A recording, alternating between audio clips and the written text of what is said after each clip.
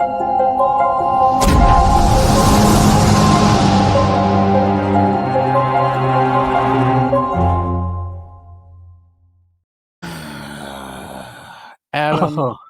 I am so upset. I'm angry. I'm really angry. I know my name there. It says kinda. Yeah.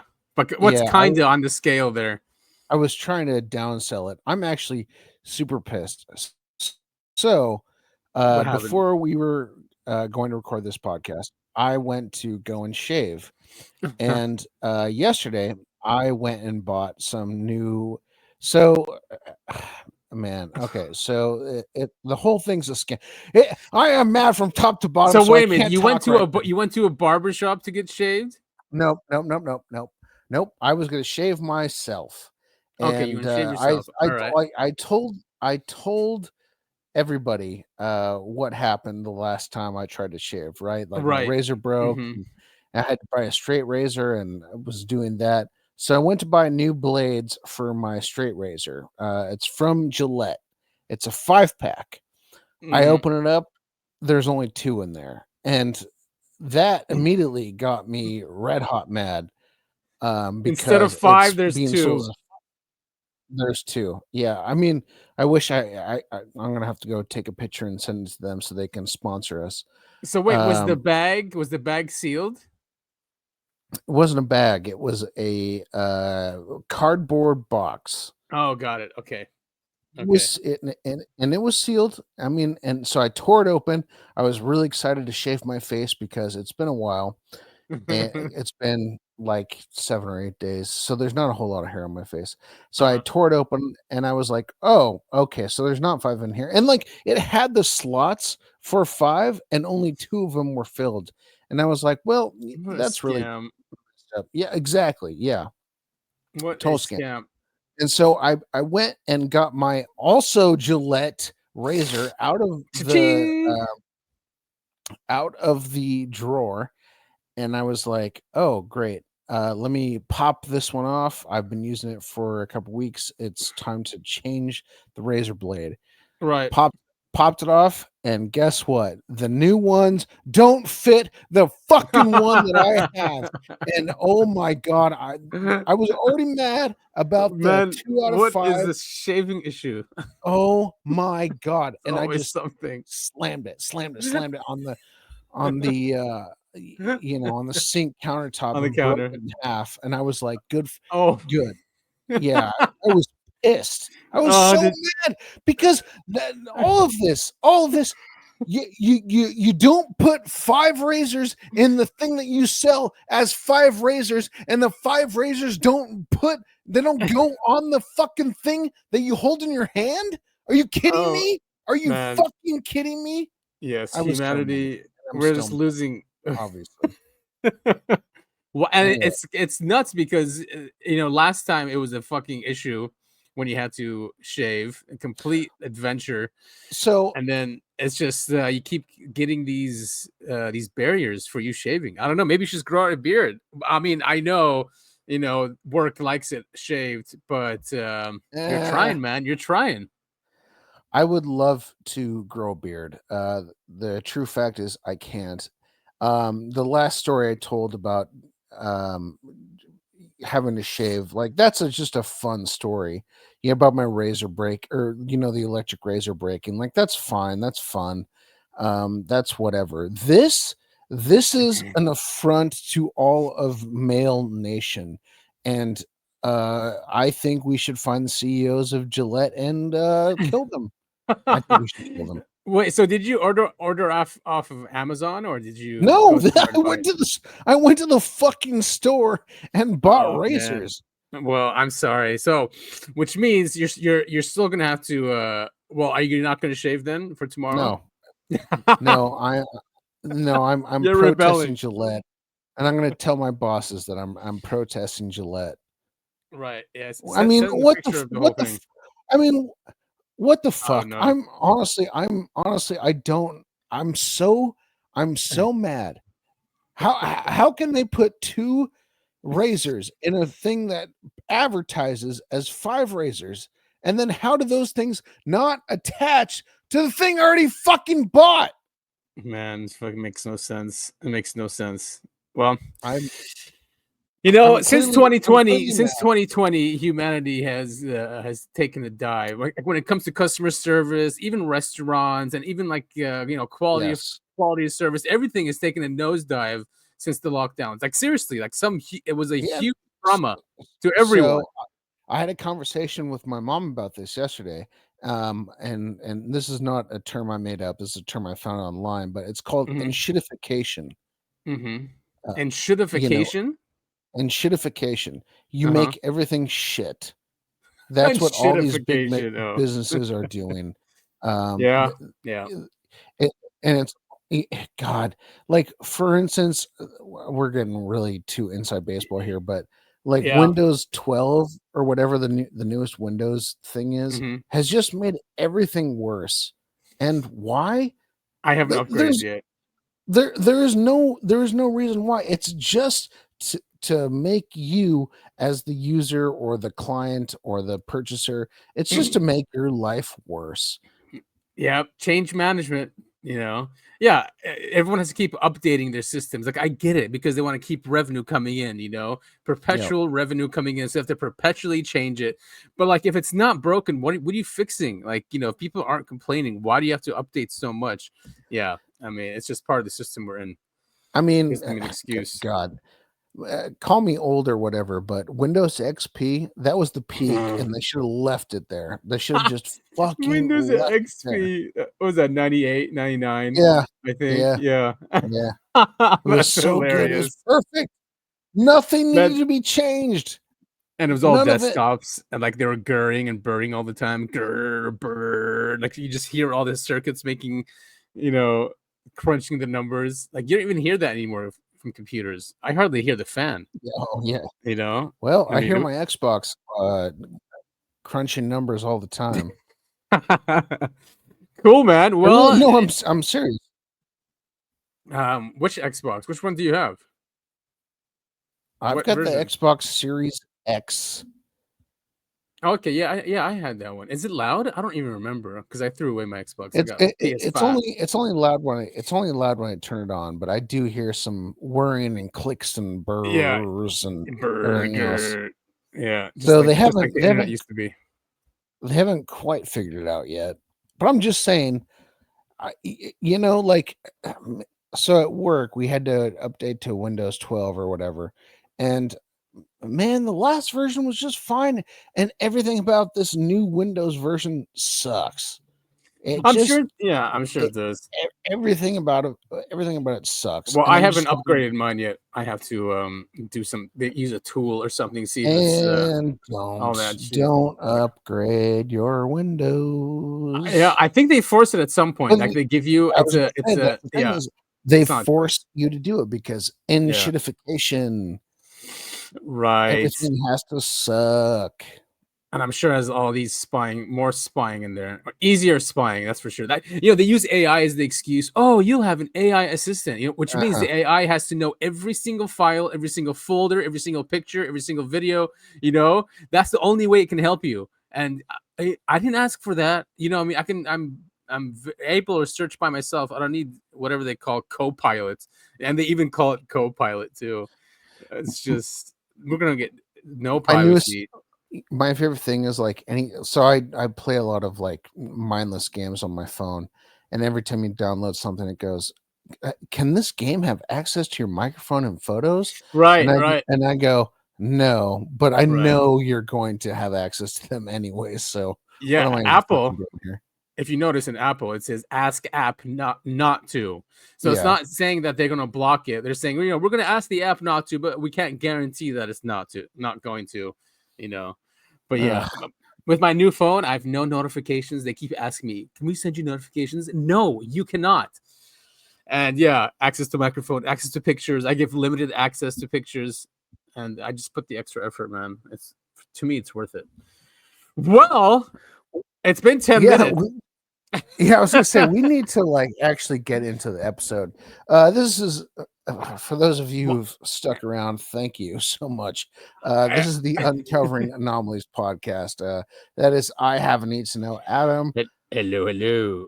I am kind of angry, Topher. We probably get rid of the kinda. And let's dive into what we're covering today. I'm putting chapters. I tried last week's episode. I put chapters on in the YouTube description so it makes it easier for people who want to just skip around.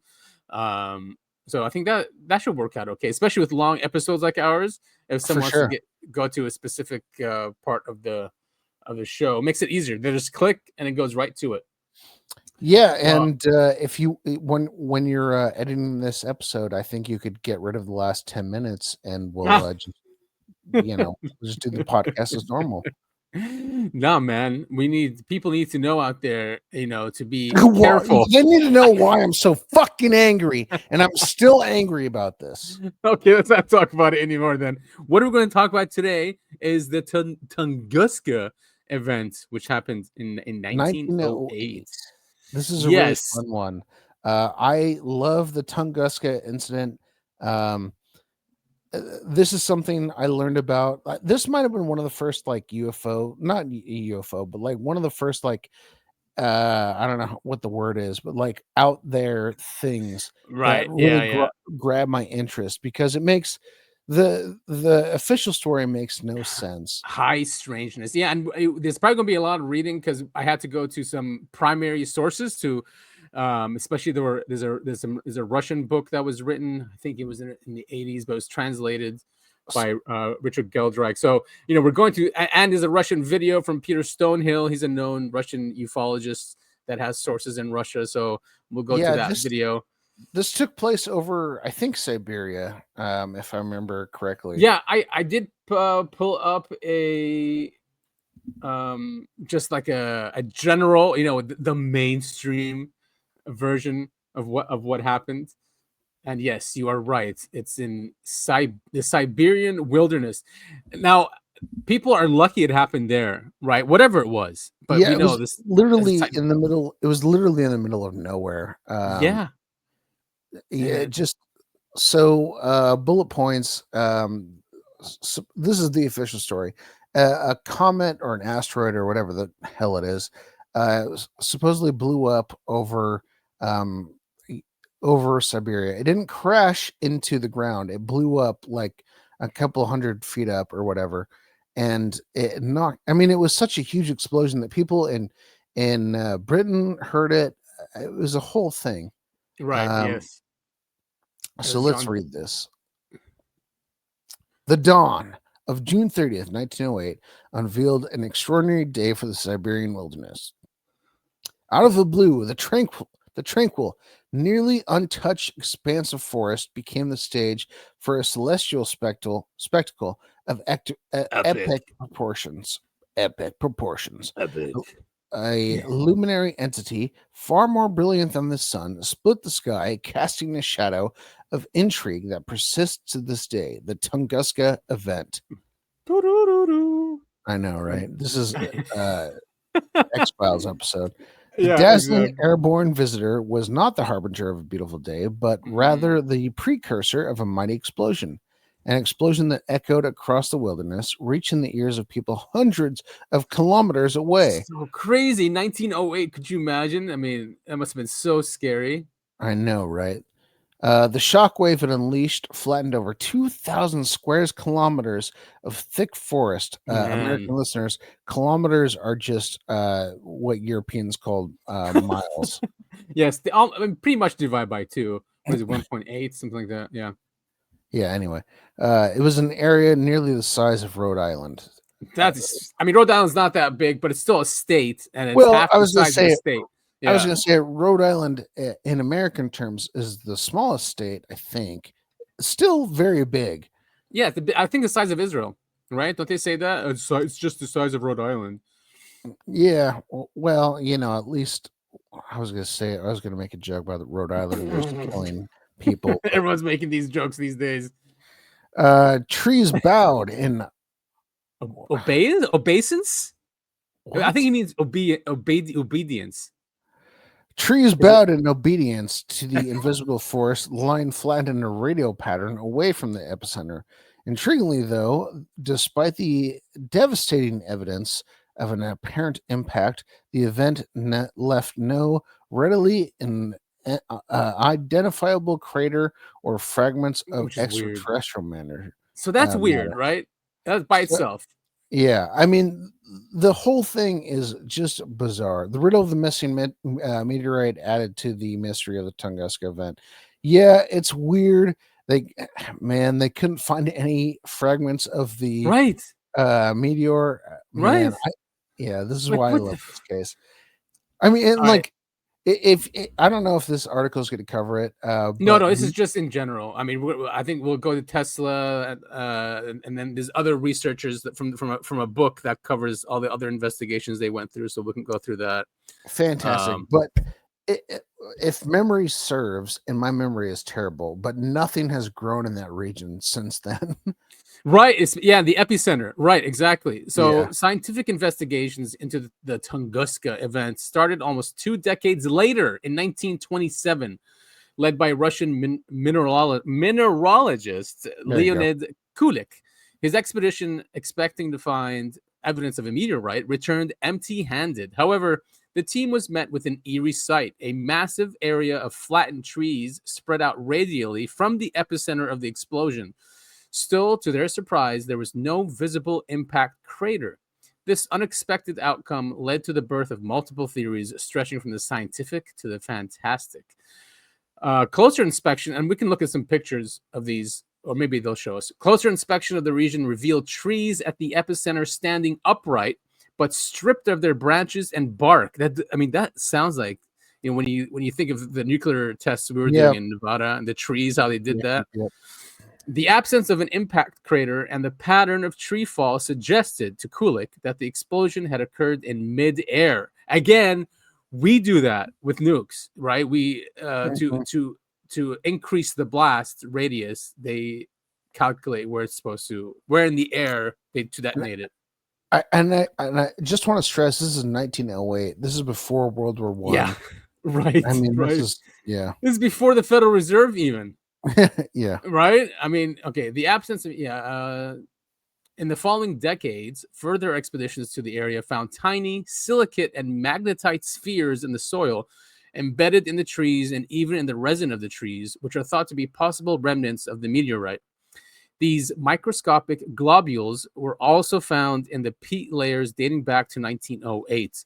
The widely accepted theory among scientists proposes a cosmic interloper, an asteroid or possibly a comet, as the culprit.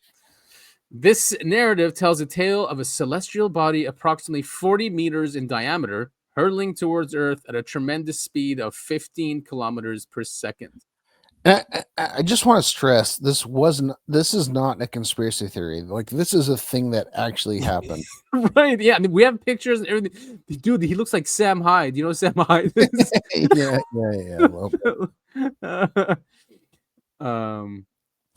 Yet, right. The Tunguska event didn't conclude with a direct impact. The celestial object, be it an asteroid or a comet, disintegrated in the air burst about 5 to 10 kilometers above the Earth's surface. Really? Well, I guess that's their calculations. That's crazy. Right. The extreme atmospheric heat and pressure led to explosion, releasing the energy equivalent to 10 to 15 megatons of TNT. Wow. Damn, that's a hydrogen bomb. That's how we can do it. Yeah, it's a big one over there. Yeah, that's crazy. While the exact reason for the explosion is still not clear, there are several debates going on about it till date. Recent studies conducted by Victor. Did you say his name? Kvasnitsa. Sure. I'm going to just call him Victor. Victor and his team, and published in the Journal of Planetary and Space Science, suggests that the impact was indeed caused by a meteorite and not a comet. A meteorite and not a comet. Okay. I honestly don't know the difference between the two. I think it's where they come from. Meteorites are from here, and the comets are from like the Oort cloud. I mean, sorry, the meteorites are from our solar system, and then communists from whatever, outside. man. Sure, yeah. This is why I don't, you know, I'm not the one to make the statements here. Right? Yes, exactly. Echoes of Tunguska. The absence of a definitive understanding of the Tunguska event does not diminish its importance. If anything, the mystery amplifies its significance, underscoring our planet's vulnerability within this cosmic shooting gallery. All right, so basically, that he's also saying it's a comment. Now that would be the sane, I guess, Occam's razor explanation for this, but Sure. I wouldn't even Yeah. say Occam's razor because we have no evidence for it. There's no evidence of an impact. There's no evidence or Well, shards of meteorite or right. I mean, there's no evidence of an impact onto the planet, but the fact that we have plenty of evidence that something the hell exploded. This is AI or something. That's not a thing. Probably, yeah. Yeah, something exploded over the over the planet. Right, exactly. And I mean, look how uniform they're just laid down. Yeah, man. This is a really fun trip. I'm really happy we get to. That's nothing. No, this is the epicenter. No, it's not. No, it's not. No. How do you know? Because I've seen all of the pictures that are attached to. There it is. Look at that. Wow. So cool. Yeah, man. Just insane. And just it took 20 years for them to get there because it's so remote. You know? Yeah, I mean, people who lived in, I think I remember reading like people who were living in London like heard the explosion and saw lights, like saw the flashes, like the explosion in the sky. I mean, it's just wild stuff, man. Yeah, it really is wild. Really, what the hell? Imagine walking up to this. And then telling, all right, you're saying this is not it, but well, now I'm second guessing myself. But maybe this is it now, but it's still not growing. Nothing's growing there. I think, yeah, that's probably right. And this is back then. That doesn't look right. So there's going to be some. I'm just shocked at how uniform it is. I mean, technology does that. I don't know. I mean, this is it really is it's a crazy thing because, you know, like I said earlier, I mean, this is before World War I. This is not like, I think you brought up earlier, you know, we've got videos and pictures of what happens after a nuclear blast, right? And right. This seems very, very similar. But the fact that there's still trees and whatever growing around there is wild. So it wasn't, you know, nuclear in that sense. Right, exactly. Now, this is from a book called UFO Glasnost by a Russian Air Force person. And then but in the book, I think towards the end of the book, she talks about the Tunguska event and that expeditions that she knows took place, because, you know, we don't have access to any Russian documents, so you have to go to these Russian researchers. But this is her book, and it is translated into English from Russian, and she talks about how they went and did some testing. We went through, like, here it says the dead zone. Oh yeah, 20 years later is the first expedition. The overturned trees, which they believe, so here it is. It was a dead forest area. There were neither humans nor animals nor birds. The Evenki who lived there had moved away right after the explosion and had not returned. They believed that the quote-unquote thunder god had come down from the sky and that the area was an evil place. You gotta love how, you know, and because this is how our ancient humans spoke as well, right? Everything was gods and thunder gods, and maybe there's truth to that. I don't know, right? I mean, spirits. But I mean, all right. So the expedition was led by Leonid Kolik, which we discussed, the first guy that did this. All right. This is just an overview of it. I want to get to. Oh yeah, the tree rings. The accelerated growth of trees in the Tunguska region had already been pointed out by the participants of the 1958 expedition. They had explained this phenomenon by stating that the undamaged trees received more light and the soil and that the soil improved due to the nutrients from the fallen trees. The 1960 expedition examined the trees in areas of the forest where the external conditions had not changed after the explosion. It turned out that the trunks of young larches had assumed a thickness that 300-year-old trees usually have within 50 years. What was the cause of this rapid growth in taiga? Had substances from the explosion, perhaps radioactive ones, entered the soil? This question led the scientists to the idea of checking each annual ring for radioactivity. Because if a nuclear explosion had occurred, there must have been a radioactive fallout, and radioactive substances would have entered the soil, and from there, through the roots, into the tree, and been deposited in the annual rings. So in the laboratory of the Geophysical Institute, which carried out the investigation, the following years were marked on the tree slice to be examined: 1700, 1812, and 1908. With the help of a highly sensitive equipment, it was established that there was no increase in radioactivity in Siberia during the times of Peter the Great or during the Russian campaign of Napoleon. However, a clear increase in radioactivity could be detected in the annual rings after 1908. It could be followed that it was strontium-90 in the annual rings existing radionuclide. The half-life of this radioactive isotope is 19 and a half years. So they found, nuclear decay after 1908, strontium-90. So who's doing that? Is someone testing something? I mean, right? Like strontium.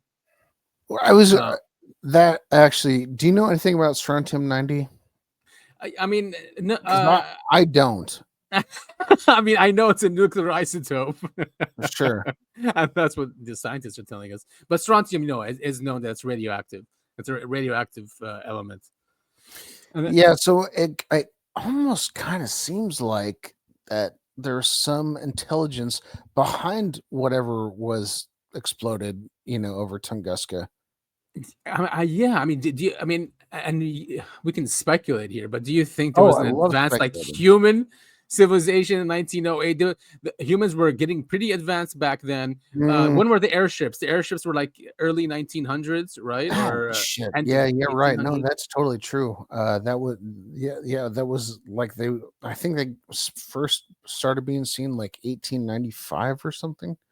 Yeah, exactly. So I mean, there was a group that was highly advanced, and and even the airships. People say J.P. Morgan and other bankers. Jason Georgiani says that with his research that they were being financed by these bankers. So who knows? Maybe it was a test in Russia or something that happened there. Or maybe it was a spaceship that was shot down by Nikola Tesla. Yeah, something like that. I mean, we'll see with Peter Stonehill as well. So what does this also say? See, this guy, another doctor, Soviet scientist, Yevgeny Nordsil, represented the view that it actually was a cosmic object that approached Earth on that remarkable day. It came at a sharp angle. The angle of descent was a maximum of 5 degrees. Its long, glowing tail at an altitude of 120 to 130 kilometers was seen by hundreds of people in an area that stretched from Lake Baikal to regions that include upper-lying settlement Wanawara. And then you said also England, right? In London, they saw some light. A lot of people saying this. It kind of reminds me of something very similar that's going on right now. We have this thing that's now outside of our. Yeah, that was a roundabout point I was trying to make. But yeah, I mean, there is another celestial something that is going around, hanging around our in our fucking in our solar system. Oh yeah, solar system. Yeah. Right, and it's as big as Manhattan, they say. Fun stuff. Yeah. All right, where's the one about the clocks? They had a test where they put clocks as well, but people should definitely read this. It is translated, and it goes on for 20 pages. Oh, here we go. What really happened in the year 1908? All right, so a meteorite fell at the location where the explosion occurred. However, this is contradicted by the fact that neither a crater nor meteorite debris was found. The explosion is attributed to the Earth encountering a cloud of cosmic dust. However, this is very unlikely when considering that the explosion occurred in a specific direction and was highly concentrated at a specific location. Right, there's no, even if it came at an angle, which they usually do, the blast would look different. Right. A spacecraft from another planet crashed during a landing attempt. I mean, maybe, doubtful. This hypothesis requires more consideration, although the find at the Waksha, see below, might indeed be part of the spacecraft. Hey. The explosion was caused by a bundle of photons, thus by a beam of light. Professor Dr. Losif Shklovsky wrote in his book, published in 1973. Please, he goes by Professor Dr. Shklovsky. In 1973 in Moscow, in Russian Universe Life Intelligence. Initially, the American scientists Tanas and Schwartz pointed out the possibility of using lasers for cosmic communication. The current state of laser technology enables beams. I mean, I don't think we had laser back then. Cover distances of dozens of light years. I'm trying to think. I'm trying to think of any lasers we might have had in 1908. No. No. I mean, I know Tesla invented some lasers, but are we going to talk about Tesla? Yeah. Okay. All right. Great. Yes, we are. Here, well, let's just go to Peter Stonehill first, and then we can go to Tesla. Peter Stonehill is I think he defected. He's a Russian. He defected to the United States in the 90s, and he brought in a lot of UFO and those type of documents to the U.S. from Russian sources. So here he's talking about the secret police classified expedition, Tunguska. Nice. I'm going to put the speed up to, because he speaks slowly and he's got a heavy accent. So just let me know if you're okay with it. All right. I'll let you know. Stalin made him a full member of the party's ruling Politburo. That was a mean task, so to say, in 1946, and placed him in charge of developing the Soviet atomic bomb in 1945, and also they had stolen information from the United States. Although Beria relinquished his post as head of the NKVD in early 1946, his protege was still in charge, and he continued to oversee police and intelligence apparatus as a deputy chairman of the Council of Ministers. Beria threw himself into the work on the bomb, and he enlisted top Soviet scientists, ensuring the availability of raw materials like uranium and using secret intelligence on atomic bomb production in the West. As a result of his efforts, the Soviets surprised the West by successfully producing and testing their first atomic bomb, plutonium, in August of 1949. And this is where we come to the main point of this video. A year after the test of the first Soviet atomic bomb, Beria made an unexpected proposal at a secret meeting to organize an expedition to the area of the Tunguska, as they call it, meteorite fall in 1908. Of course, Lavrenti Pavlovich Beria was not interested in the meteorite itself. However, he managed to get quite detailed information about the event that year in the area of Podkamennaya Tunguska. The main argument for the necessity of the expedition was the following. Some experts believed that it was an atomic explosion that occurred over the taiga, the boreal forest in Siberia. Beria did not mention the surname of the science fiction writer Alexander Kazantsev, but it was Kazantsev, who I mentioned quite a lot in my videos, to the point necessary. He headed one of the defense enterprises, and back in 1946, he came up with the idea that a Martian ship with an atomic engine exploded over the taiga. We're not going to look for this meteorite, Beria told the audience, but there is a scientifically established fact. In 1908, an explosion occurred over the Siberia taiga. Your task is to evaluate the parameters of this explosion and other physics. We will not involve scientists. This is not their problem, but we need competent ballistics and specialists who have dealt with atomic experiments. I repeat, we're interested in purely applied issues of this, even before sending the expedition. Beria demanded to collect all information about the geophysical effect that accompanied the explosion over the Siberian taiga. So, the records of the instruments On June 30, 1908, at Russian and German weather stations were carefully analyzed. This confirmed that the air wave from the explosion bypassed the globe several times. At the same time, seismic fluctuations were confidently recorded only by Siberian seismic stations. The conclusion was obvious. The energy of the explosion was several tens of megatons, and it happened at an altitude of 20 kilometers. Especially strange were the data from the Irkutsk Geophysical Observatory, which recorded an intense disturbance of the Earth's magnetic field a few times after the incident over Tunguska. It turned out that such effects... See, it affected Earth's magnetic field. So there's something going on there, right? That's technological, and it might get into Tesla after this. Yeah, man. Hoping something he did. They're talking about atomic energy. Boy, right. Just 1908, really? I'm exactly. It's weird. But you know, it could be if Tesla was doing scalar waves and using that type of technology, that's cold. That's like cold fusion. So it's still atomic, but it's not like an atomic weapon, but it has the same effect, but it's called cold fusion.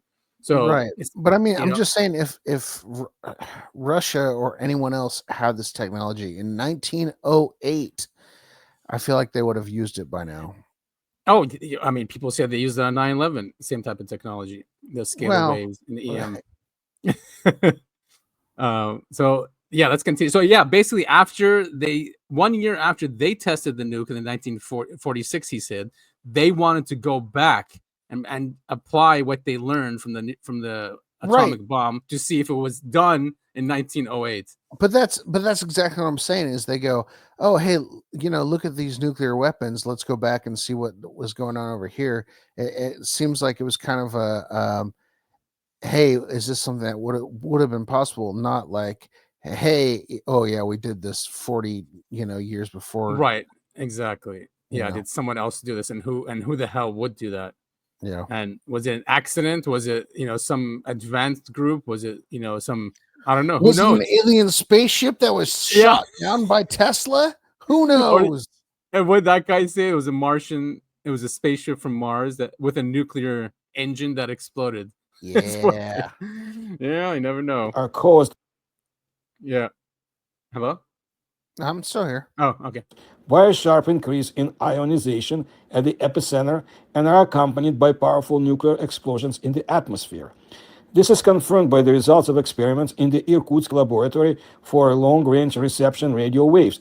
For some time after the mysterious event, it was possible to receive a number of signals from Europe to a detector receiver, which had never been observed before.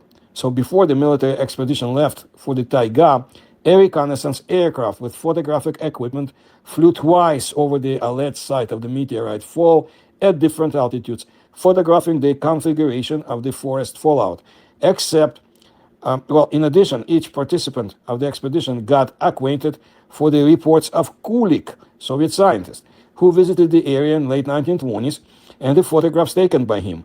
In the summer of 1950, the members of the Beria expedition, disguised as geologists, were flown to the village of Vanavara and then transferred to Lake Cheko by several flights of a two-seater seaplane or hydroplane. From there, it was less than 10 kilometers in a straight line to Mount Farrington, where Kulik's Zaimka, his campsite location, hut involved, was located. Some of the equipment and food were dropped from the airplane in the area of that Zaimka. Geologists, so to say, were strictly forbidden to ask the local population about the events of 1908, but they were not forbidden to listen if the initiative of the story came from the locals. The scientific results of the expedition and the conclusions have never been published in the open press. Let's just say there was no open press, per se.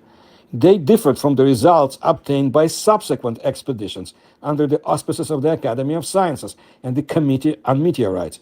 Military experts found that the collapse of the forest in the taiga was caused by the shock wave of the explosion.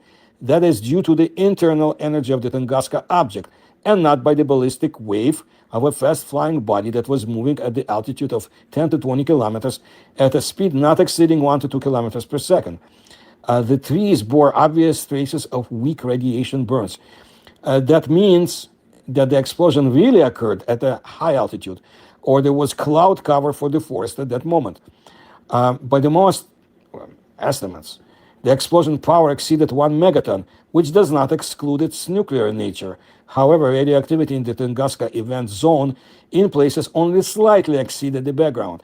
And after the atomic explosion, radioactive contamination of the area must necessarily be observed. Well, since the explosion was clean, so to say, it could be about its thermonuclear nature. Upon returning to Moscow, each team leader responsible for some direction of the project, like ballistics, radioactivity, light exposure, prepared by the orders of Beria a report on the results and conclusions, one copy only. Sergei Petrovich Potapov recalls that for this purpose, he was locked in an office alone with a typewriter and a small stack of numbered and stamped sheets of paper. The incident was that Potapov he couldn't type on the typewriter, so he had to hit the keyboard with one finger all day long, afraid of making a mistake. Of course, the report was short. There was no discussion or collective discussion of the results of the expedition. All the reports disappeared without a trace of course, in the offices of Beria officials. That's it. That's what I have. I don't have any more. All right. So I guess, but there's no report. Well, I guess we're gonna have to look at maybe Tesla's death rate. It's almost like Russia is as tight-lipped about UFOs as we are. It's weird. I think because they're both owned by the same people. Well, okay. So, man, I hate to bring this up. So AJ over at the Y-Files, he did an episode about JFK and why he got killed. And it was because of UFOs. And one of the things that was brought up during that episode was he was having secret meetings with I can't remember the guy's name, the leader of the USSR at the time, and he was going to no, it wasn't Stalin. Khrushchev. And he was going to release all of the UFO stuff that the US had acquired. And then mysteriously he got killed. It was something stupid, like 10 days later. Yeah. But something I learned, well, not learned, but something that I was reminded of is that JFK, he pissed off every single organization he could, and to get himself the entire killed. Power structure. Yeah. I mean, you know, I honestly I don't know enough about JFK's politics to say if he's left or right or whatever, but he pissed off everyone he could to get himself killed. Right. Yeah. I mean, he went after all of them. I mean, no one ever fires CIA people. He fired the head of the CIA after the Bay of Pigs, and that's who they put as the head of the JFK Commission. Yeah, Alan Dulles, a very powerful man, and he was messing with the Israelis, and he wouldn't let them have a nuke, and he told them they have to sign under FARA, the foreign registry thing. JFK, he made a deal with the devil. You can have sex with Marilyn Monroe, but you are going to die, my friend. Yeah, it was going to happen, and it was definitely covered up. And all those letters came out, like the one you're talking about, the UFO one. He sent a letter that came out way later. It was declassified. Also, he had a meeting with the CIA that day to talk about UFOs. What's his famous quote is he was going to tear up the CIA and scatter it to the wind. Right, exactly, into a million pieces. Yeah, man, he should have lived. Yeah, man, he was our last real president, and they all got the warning since then. Yeah, don't mess with the power structure. Yeah. Yep. So this is from TeslaUniverse.com about what could have happened in the Tunguska event. As we all know, or maybe not, he had the Wardenclyffe Tower, which was financed by JP Morgan, and really cool. He basically made the Earth into a transmitter, and then the tower would then emit free electricity over hundreds of miles. So according to this, in the period from 1900 to 1910, Tesla's creative thrust was to establish his plan for wireless transmission of energy. undercut by Marconi's accomplishments, because Marconi did the first radio transmission over the Atlantic. Beset by financial problems and spurned by the scientific establishment, Tesla was in a desperate situation by mid-decade. The strain became too great by 1906, and he suffered an emotional collapse. In order to make a final effort to have his grand scheme recognized, he may have tried one high-power test of his transmitter to show off its destructive potential. This would have been in 1908. Yeah, go ahead. The Tunguska Event took place on the morning of June 30th, 1908. An explosion estimated to be equivalent to 10 to 15 megatons of TNT flattened 500,000 acres of pine forest near the stony Tunguska River in central Siberia. Whole herds of reindeer were destroyed. Oh, no, man. not the reindeer. Oh, man. The explosion was heard over a radius of 620 miles. That's nuts. When an expedition was made to the area in 1927, slow on the uptake, to find evidence of the meteorite presumed to have caused the blast, no impact crater was found. When the ground was drilled for pieces of nickel, iron, or stone, the main the main parts of meteorites, nothing was found down to a depth of 118 feet. What? They dug that far? Wow, that's crazy. I didn't know that. And it's nuts that they couldn't find anything. Constituents. Got it. got it way later. Parts. Many explanations have been given for the Tunguska event. The officially accepted version is that a 100,000-ton fragment of Encke's comet, composed mainly of dust and ice, entered the atmosphere at 62,000 miles per hour, heated up, and exploded over the Earth's surface, creating a fireball and shockwave, but no crater. Alternative versions of the disaster see a renegade mini black hole or an alien spaceship crashing into the Earth with the resulting release of energy. Okay, I don't think it was a mini black hole. No, he's kidding. So associating Tesla with the Tunguska event comes close to putting the inventor's power transmission idea in the same speculative category as ancient astronauts. However, by looking at the above chronology, it can be seen that real historical facts point to the possibility that this event was caused by a test firing of Tesla's energy weapon. Okay, so I know I keep doing this, and I'm apologizing up front.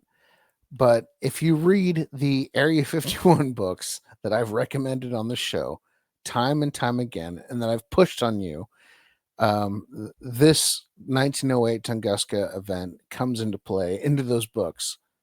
So I'm just saying, every conspiracy theory that we talk about on this show shows up in those books, and they're great, and I love them. Fun, man.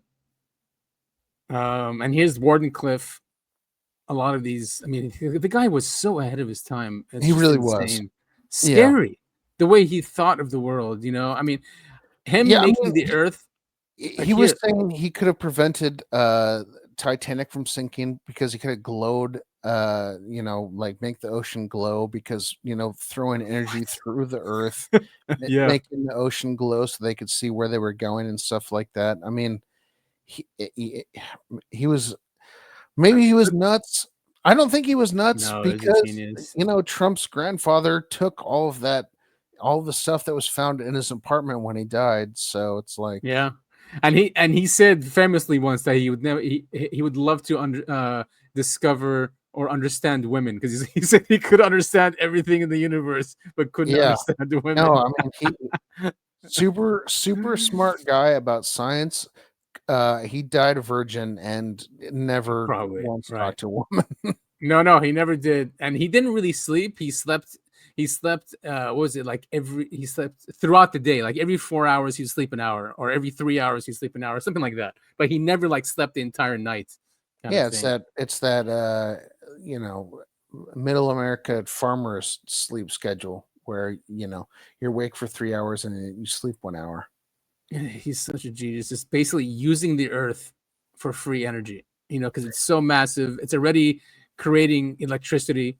So, and he said, even airplanes. And did we talk about that, or was it what the Y files? Like they thought that the pyramids were same kind of thing. They were energy absorbers. Yes, exactly. There was an article written by Farrell. What's his name? The guy, Giza Energy. Anyway, he links both the Pyramid of Giza and Wardenclyffe. That Tesla also thought that. He thought that the pyramids were energy devices, and they were an inspiration for Wardenclyffe. Mm-hmm. So, makes sense, especially when you start looking at the photos of both. Exactly. I just love this picture here that shows that he used the Earth as the oscillator. It's just fascinating, and just picked up everything and then transmitted it through the atmosphere. So it doesn't really take anything; it just recycles the energy, and then we could use it. But there are articles that he said that you could weaponize this technology, which is, one, it's free energy. Two, it could be weaponized. Of course, yeah, it was hidden. Didn't Tesla have a thing like he had the death ray? Like, wasn't that him? Yes, exactly. And it's based on this technology that you can, anything entering the atmosphere of this, like near the tower, he said, I think 6 miles or 20 miles or something, he could zap it. Even further, like over Siberia, if you direct that energy over some sort of craft that's entering our atmosphere over Siberia in 1908. Right. Yes, exactly. Where is it that he mentions it 1907? Was it 200 miles? But it was definitely a death ray, or possibly a death ray that could be used. See, look at his inventions. Yeah, it's a giant penis. They're all basically giant penis, like or Isn't mushrooms. Mushroom tip. Isn't everything just a giant penis? Yeah. I mean, that's what skyscrapers are. Yep. Pretty much. Cups. I mean, oh yeah, look at that. Do you know he hit his head when he was a kid or something, and that's when he started, because he could design everything in his head to the detail, right? Even how gears move, and he never had to test anything. He would test in his head, and then I don't file a patent. I don't think I knew about him hitting his head as a kid, but I did know that he did all of his science work like inside his own brain. He didn't take notes. Right, exactly. So in spite of enormous effort, there's very little known about Tesla's tower for the transmission of energy. Tesla was simply removed from the textbooks. He envisioned the electric propulsion of aircraft, communications with Mars, and much more. Yeah, it would be cool if it was a test of his that did that to Tunguska. Yeah. Is it a stretch? I don't know. Yeah. The timing. Probably, but again, like 1908, it was so long ago. I mean, and what's so stupid about all of this is the Russians took 40 years to go investigate whatever the hell happened. Well, 20 years first, but yeah, and then 40 years after that. I mean, it just goes to show that like humankind in that time, we were just kind of like, yeah, okay, whatever I can see with my hands, whatever I can see with my eyes, whatever I can feel with my hands, that's what's real, and who cares, anything outside of that. And it shows just how we couldn't get to these places in the 20s. I mean, we had cars, right? But it's still, I mean, this is a forested area. I think it's very remote, snowy as well. So, I mean, imagine hearing about it and then waiting 20 years to go investigate. They could have waited until summer and gone. I guess. Truthfully, I think that the official story is they went 20 years later and then 40 years later. I think they went immediately, and just that's not on the record. Right, yeah. And I mean, and the local people said it's a thunder god that came and did it. 1908 is not the Middle Ages. Thor has come once again with his thunder. Well, for these remote communities, I would think, right? Maybe. I mean, they're still, I mean, in the early 1900s. All right, a lot of humanity was just okay. Let me put it to you this way: 1900s America, something explodes over Kansas. Do you really think the American government would wait 20 years to? No, you can't compare 1900s U.S. with other countries. We were just way beyond.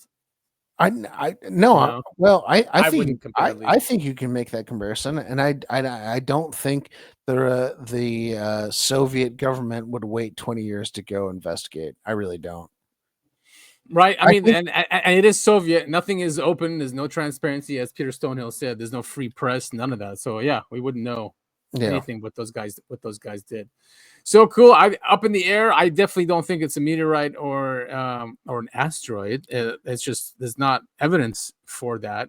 There is evidence of something anomalous that happened that day. They said it could have been that it is a nuclear explosion. However, it's not a hot nuclear explosion. So what are we left with? We're not left with much except for some cold fusion event going on. Because if it was nuclear, we would see the evidence of that, right? If it was a meteorite, we would see evidence of that. We do see evidence of an explosion of a clean thermonuclear explosion in 1908. So, God, who knows, dude? This is a really fun case. We'll probably never get to the bottom of it because the Soviet Union became Russia, and as we know, Russia super forthcoming with their secrets. Yep, exactly. And it is weird how they all keep it. They all keep this subject secret.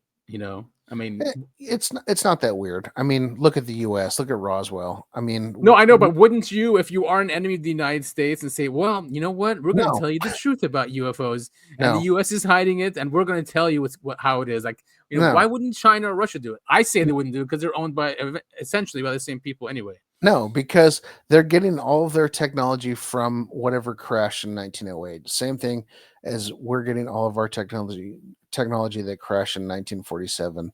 Right. You don't give that up because you don't want your enemies to know where you're getting your technology from. Yeah, and actually Matthew Brown talks about something similar to what you said, and going forward, what we need to do for peace. And he says he puts UAP in the middle of that, and that if peace is really going to be something, all sides have to disclose what they know, what they have. That's the only way. But people hiding behind this secret and trying to build weapons of war and to outdo each other, outmaneuver each other, it's just gonna, just probably destroy humanity instead of free us. Hell yeah. All right, so we can move on to UFO disclosure news, 3i Atlas, all that stuff. What's been going on? Yeah, let's do it. In the news cycle. So he's Danny Sheehan, and Mr. Great Hair. Yeah, you call him Goldilocks. Mr. Goldilocks. Haven't seen him in a while. We haven't had him on the show for a while. No, we haven't. Oh, I forgot about that thing that we came up with last week about having like a Corbell call in. We just have his image there, but not really. Yeah, having the third person, like just yeah. Yeah. We need to test that out. That'd be so funny. And we just refer to him, but he won't talk. Right. It's a good bit. We should look into that. Yeah, no, definitely. I forgot about it. All right, so let's listen to Danny talk about what's going on in disclosure world. To figure out is how do we get enough people in the House of Representatives and in the United States Senate to stop being afraid of the national security state people who are basically threatening them, not only threatening to kick them out of office by secretly funneling funds against them, but threatening them physically. And this is exactly what's happening here. They've become convinced that the national security state is willing to resort to physical violence against them personally, if necessary, in order to protect this information. That's what we really learned on September 9th. And that's a frightening situation that we're in right now. And if the agencies continue to be instructed to not comply with the order of Congress to turn over this information to the archives 4 days from now on September 30th, we're going to see whether or not that is going to generate enough support inside the Senate and in the House to have enough of these individual members of the Congress dare to join together to confront the national security state over this. I mean, this is a theme too, right? Did you watch Dylan Borland's interview with Corbell and Knapp? I mean, that was disturbing, dude. So I disturbing. did not. Probably really because I knew it was going to be disturbing. It's depressing and disturbing what they did to the guy. But he is a true first-hand witness whistleblower, and he's been through a lot of crazy shit. I mean, we're just going to play some clips, but I recommend everyone just go in there. It seems like a theme now where everyone is getting threatened. Whistleblowers are not being protected, and that's Sheehan saying it here. Yeah. Also, another one of the whistleblowers, Nusitelli, talks about the same thing. An interview here with the Sol Foundation. Hearing was the first step, a new step, into getting to the point where people can be safe to come out and speak the truth. And there is a army behind Dylan and Matthew Brown and I and many others, people waiting in the shadows that are unable to speak the truth because the government will not allow them. The truth is classified. And if anyone tries to come out and help Congress, their lives are destroyed. And that's the thing. Some Dylan and Matthew and I all know people that are in that state right now. They're unemployed, their clearances are gone, they're in this limbo state simply because they tried to speak the truth to Congress or Arrow or the FBI. And then the retaliation occurs.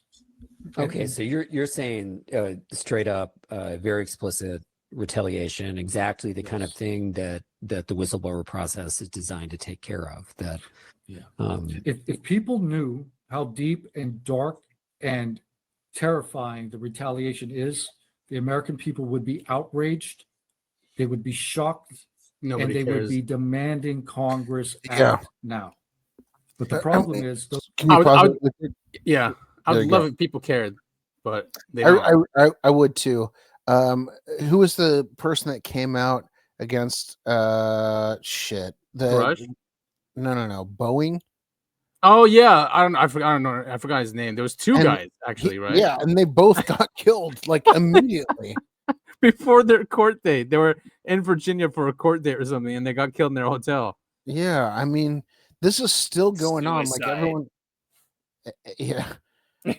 Oh, he committed suicide by having by putting 2 bullets in the back of his head and falling out a window. Like, and we just go on, in our society and go like, well, it's Monday today, man, we should be way more pissed off about this. But what are we gonna do? What are we going to do? Well, yeah, we're stuck in the system. We are. They've successfully put all of us in the matrix, and unless you have a foot out of it, like Tucker or whoever has I don't know,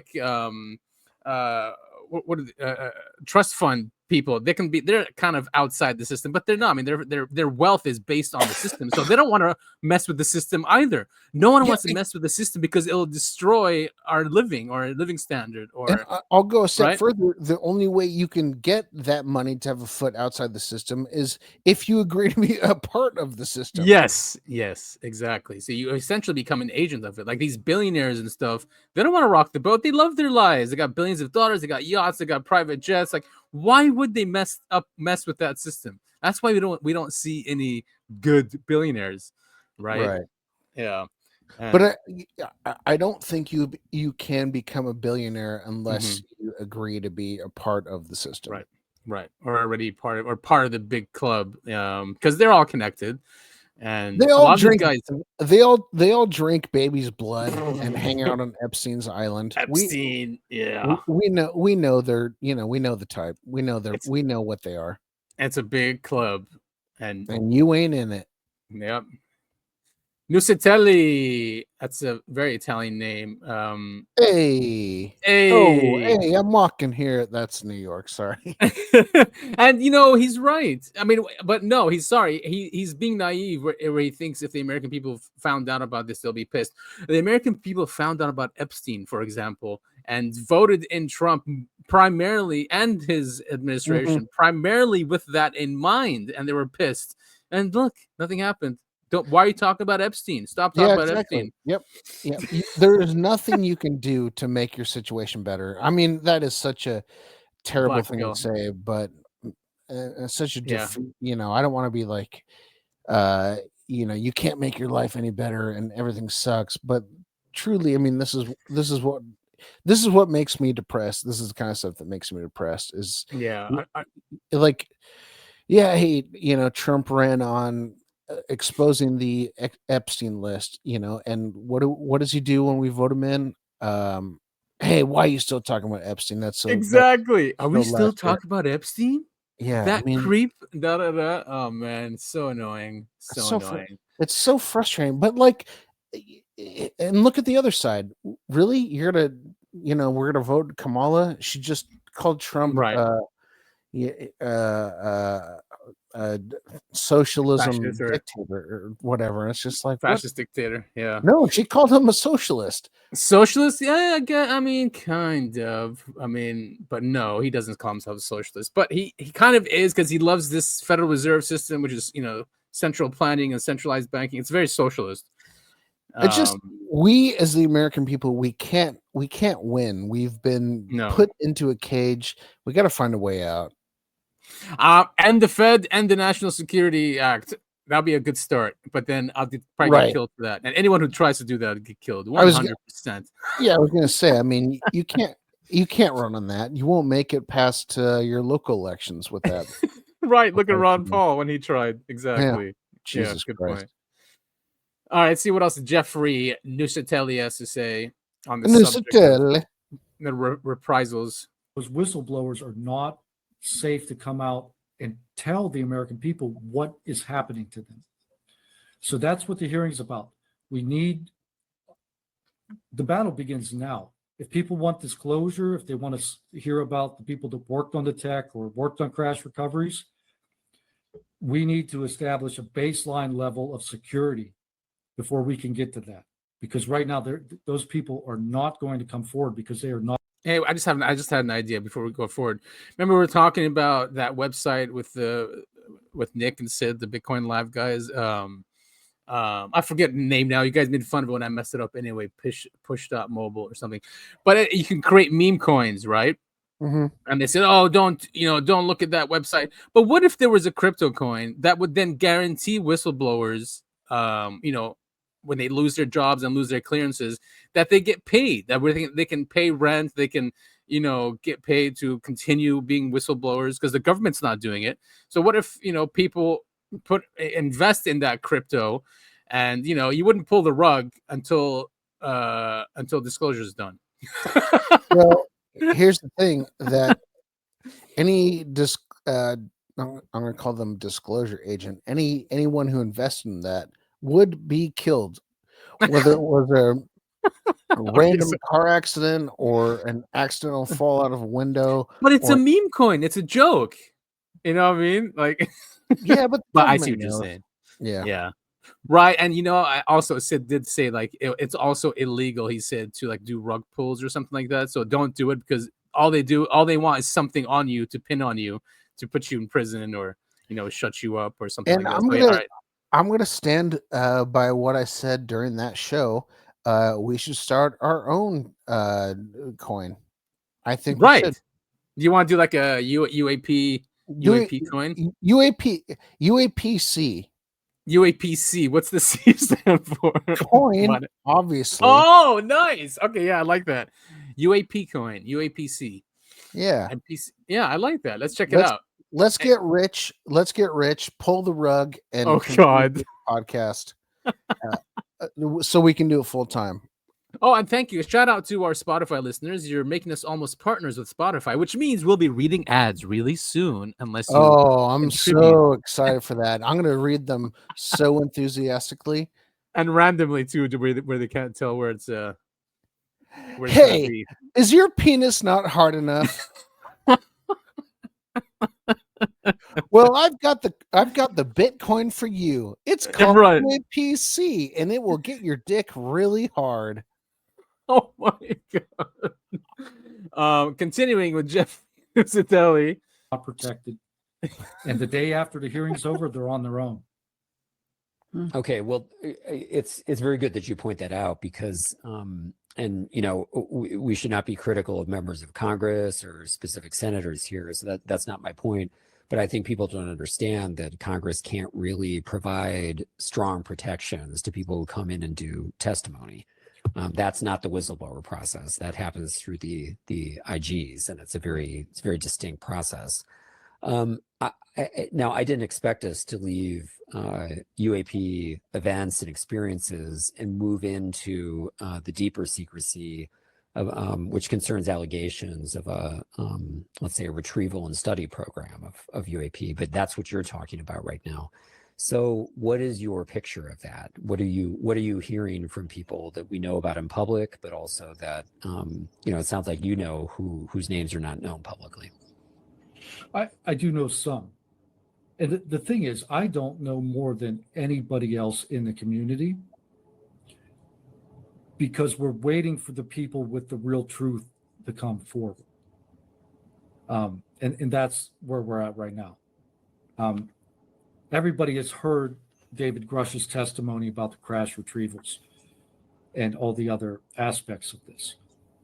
What I'm talking about is bringing the people that have that knowledge forward in a protected way so they can tell us what's really true.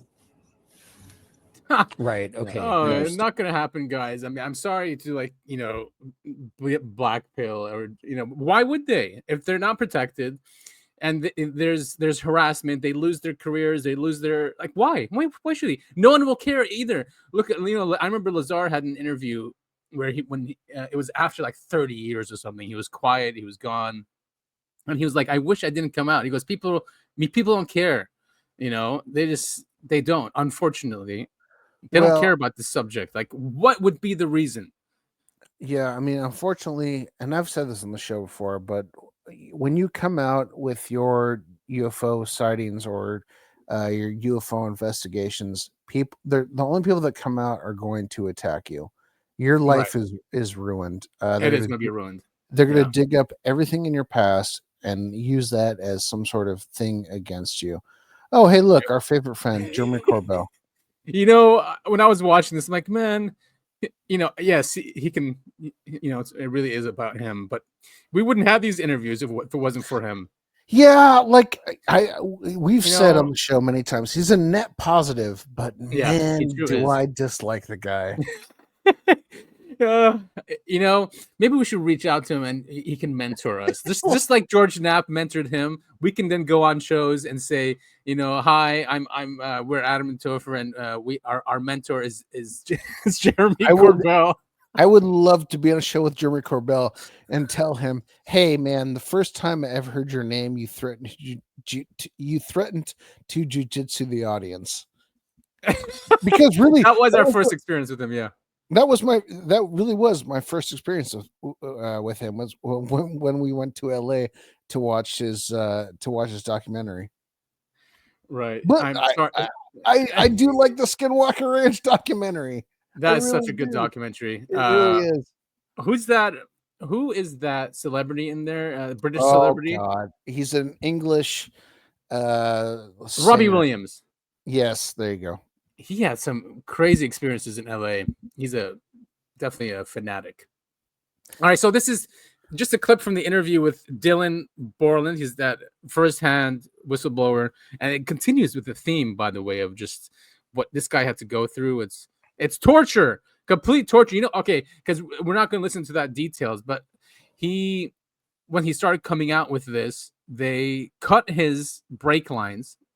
Okay, is one way they did to him. They made him come in for mental health things, like the VA made him do this, and they gave him pills, and they made him watch images with his eyes open. He said it was like Clockwork Orange kind of shit.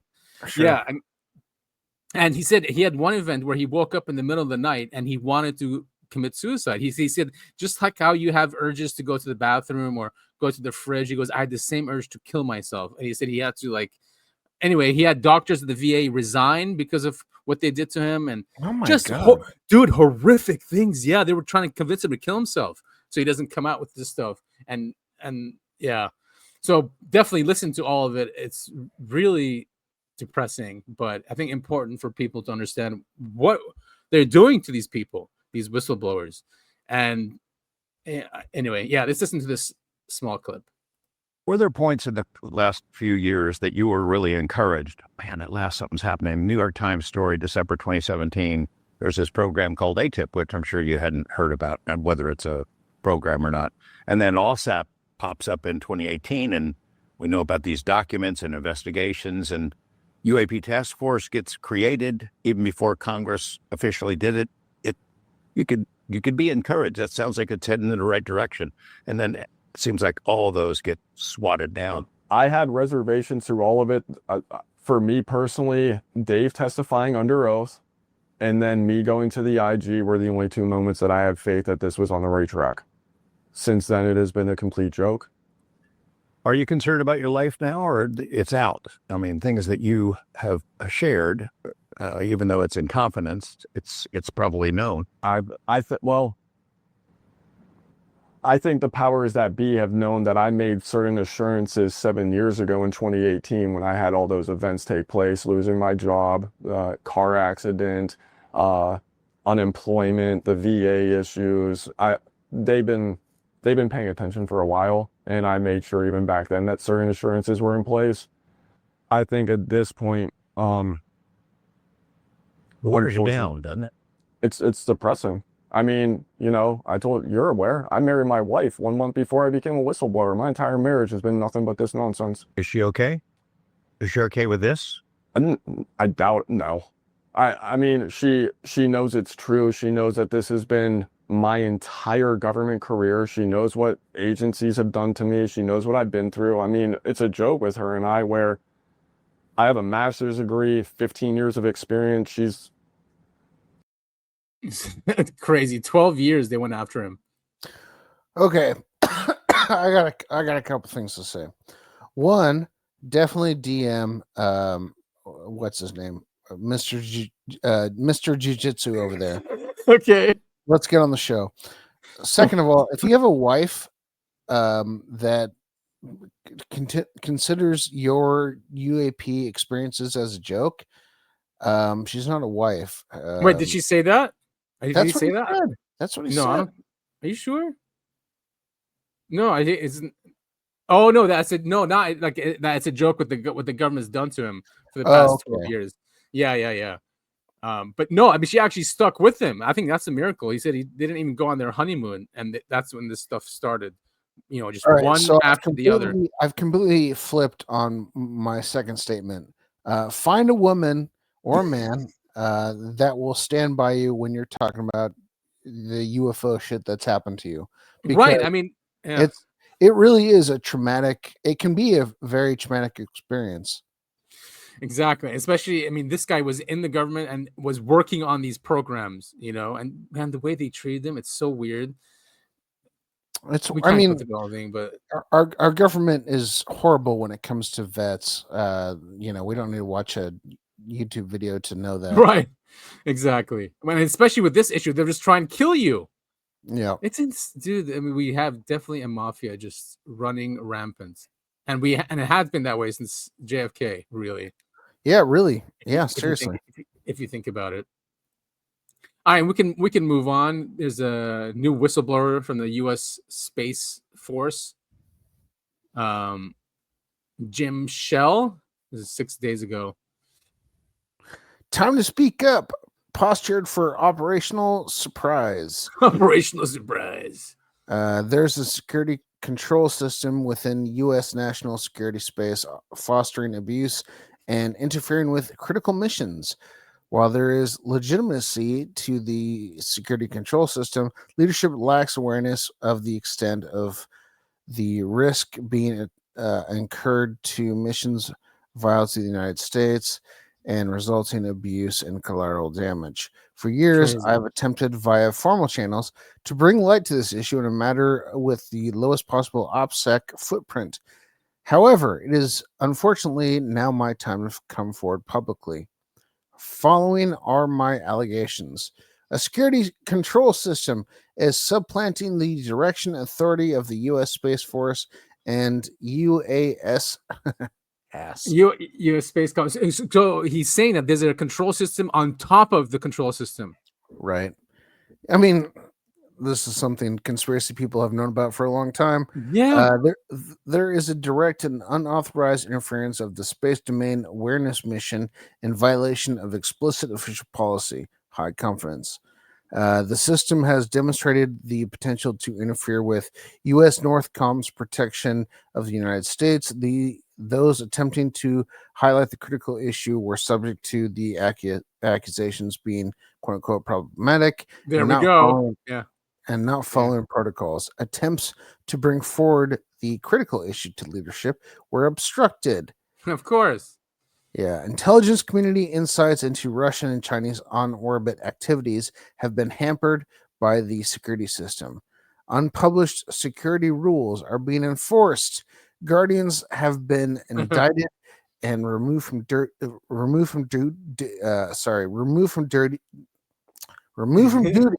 threatened with the court-martial, yet not provided an opportunity to provide their perspective. All the while, the chain of command was never informed of the nature of the wrongdoing. This was accompanied by an investigative report with many, quote-unquote, factual inaccuracies. Crazy, man. Funds have been misappropriated. There is a connection to the unidentified anomalies phenomena. Hey, wait, what? That's the name of our podcast. What? Yes, it is. There's a connection to the UAP phenomenon activities, and that's medium confidence. Please reference the yada yada yada. Isn't that crazy? So that is crazy. So there is a system that people have always talked about, but yeah, I mean, like this guy's a first-hand witness. Yeah, I mean, this is what. I mean, the layman folk will say, "Oh, it's the Illuminati," but really, there is some sort of overarching government that it's not even a government. It's just overarching influence that that we have talked about for a very long time. Yeah, exactly. And it is a shadow government that has more power than the actual government. It's like it's because, I mean, if he's saying it's part of the UAP thing, I bet you they're just trying to control the sensors. If the sensors do see something coming from deep space, they're gonna stop that so that normal guys like him won't see it. And it'll be just for the small group that get to see that stuff happening. And there's the proof of it. So we played a clip. Oh God, it must have been over a year ago. It's a joke made by a stand-up comedian, but basically it's Bill Clinton. He gets elected. He walks into a back room with a bunch of he walks into a back room with a bunch of rich old people, and they go, they show the clip of JFK getting assassinated from a different angle that no one has ever seen before, and they go, "Hey, any questions?" And Bill Clinton goes, "Nope." Yeah, nope. Isn't that Noah guy that you love? That guy, right? That comedian. He died young. No, it was or something. No, we don't have to dwell on this. All I'm saying is, everyone answers to somebody except for these higher level government people. They apparently don't answer to anybody. No, I mean, the law is not for them. No, they're above the law. Doesn't since they're finance the law, right? 3i Atlas is still going in the news. I know Tim Dillon made fun of it the other day, which was hilarious. He goes, he was saying how much he loves how Americans don't give a shit about 3i Atlas. Yeah, it was funny. Actually, I did have the experience where a coworker asked me about 3i Atlas, and I was like, "Oh, I know all this stuff about it, and I want to spout off all this knowledge." And everyone else was like, "What is that? Never even heard of that." And it's just like, "What are you doing?" Like, I want to scream at them, and it's just like, "You should know about this." Dude, that is hilarious. That's so funny. However, I would say Americans are interested because a lot of our most sought out shows are ones that got good listenership and traffic had 3i Atlas in there. So I don't think the wow signal, from okay, you got it right here. Avi Loeb. Sorry. I don't think this is. I don't think Right. this is the thing that gave out the wow signal. No, it's ridiculous, and I can't believe that Avi Loeb, and I can't believe Avi Loeb said that. That is a wild statement. It is wild. Here, maybe this is why. This is Dr. Greer on Avi. Let's see what he thinks about Avi. Of course, the internet, the hysteria, and Avi Loeb jump immediately to some of the more sensational ones. Although he's backtracked on that, saying that he was saying theoretically it could be this, which is a sort of a psyop. So my understanding of the cell that Avi Loeb is part of, the UFO connected cell group that he's connected to, is a very prominent disinformation gaslighting operation. So I'm pretty sure that anything from those quarters I would look at very skeptically, particularly when it begins to track towards a threat from outer space. Remember, this is what Werner von Braun on his deathbed told my dear friend Carol Rosen, who was his right-hand assistant in 1974, that over a period of decades, they would roll out this alien threat to sort of unite the world around sort of a totalitarian, militaristic dystopia that would be looking at anything from space as a threat that we should fight, which would then build military and intelligence spending. And that whole scheme was concocted. Damn, Mr. Greer. So yes, he's calling Avi Loeb a psyop. Yeah, I mean, man, I hate to agree with Greer. I think Avi Loeb definitely. Okay, man, don't even. Now I got a whole nother thing I want to get angry about. Avi Loeb, deeply, not going to trust him. Stephen Greer, not going to trust him either. He's a grifter. This thing is going through the UFO world right now.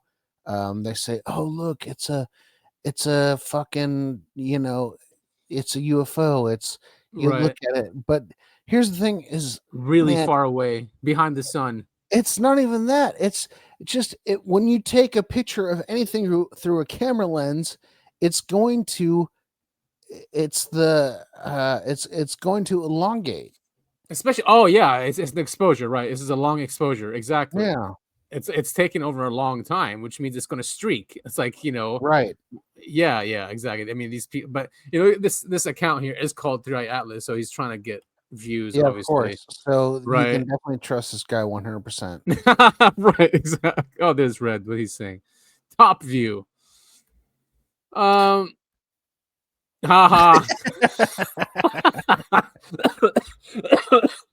Excuse me. That's hilarious. That is really good. But I mean, it's the same thing. It's the same thing where right. Johnson. You can take a picture of anything in the dark and make it look like whatever you want it to be. That is just too funny. I can't resist that one. And of course, 4chan. Oh boy, I'm not even try and read this. Yeah. This guy, he's a 3i Atlas apparently. But isn't this the same leak? Because I did read this on my phone at work. 30th September. Yeah. Isn't this the same leak that came out like a week or two ago about 3i Atlas? No, this guy's on the 30th of September. No, I know. It's just a repost is what I'm trying to say. Oh, I don't know. I don't remember seeing that one. Guy says he's working with a European space agency. Right, exactly. Is that the one last week too, you said? Yeah. That's why I didn't send this to you. Oh.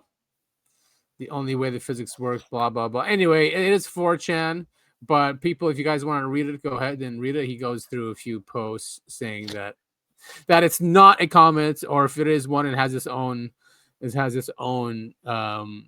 engine or power source, and that the sun is not affecting it, which means also that it has, some kind of field around it. I am really excited to see 3i Atlas turns out to be nothing. Yeah. But also, but it's still strange. I mean, especially it is really the path strange. Is weird. It is really strange that the U.S. government shut down right when this is going to be in our field of view. Yes, and and the website was shut down. We can't see it. The NASA website, or I forget which one, not the NASA one. There was one specific one that we would have seen it, some satellite or something like that. It was shut down because of that. So yeah, that is weird. Yeah, very strange. You know, you get to a certain age and you get to a certain spot in conspiracy theory where you just stop believing in coincidences, and this is one of them. Right, but NASA is up, and look at the tool they have. So you can watch it live. This is the real rate, so you can zoom out all the way, and there it is. So this Mars, there's Earth. So we can't see it because it's behind the sun, right? But it's right there, and that's why that picture you saw, it was actually from one of our sensors in Mars. And there it is. It's funny that they flew by Mars and were like, oh, let's check this out, and they just totally did not understand that Earth was the priority. Right, exactly. Like they were like, oh wow, look at this red planet. Oh, because they do say Mars, there was a civilization that got exploded. What if 3i Atlas is something that they had and it's coming back or something like that? Who knows, man? I mean, this is going way too esoteric, but I mean, who knows what aliens think about? Very cool tool, though. Yeah, I mean, our tax dollars, at least it's not like just going to Israel. So when I pay my tax dollars, it's a nice tool. The 1% that's not going to Israel. Sure. Yeah, exactly. So there's Earth, pretty far from us. So calm down, people. It's not going to crash into us. However, if it does change its trajectory, then you should be worried, right? Yeah, I mean, this is why we're going gun shopping. If it does change trajectory, then we're. Oh my god! Yeah, I'm scared. There we are. Anyway, they're showing it as a rock. Where'd it go? There it is. Yeah, that's also weird to me, is that they would portray it as that, even though we don't have a clear idea of what it is. And it doesn't have a tail. They're showing a tail. So, this is our government for you. So just imagine this is COVID and we're looking on a government website about vaccine intakes and safe and effective and all that stuff. They're going to put the official narrative about that. And that's what we're seeing. Unbelievable. All right, so 3i Atlas, we are waiting. You sent me this, which is a really cool V formation UAP over England. Yeah, this is one of those things where it's just like, how do you explain this? I don't know. And this is the 28th, a few days ago. Yeah, just a couple days ago.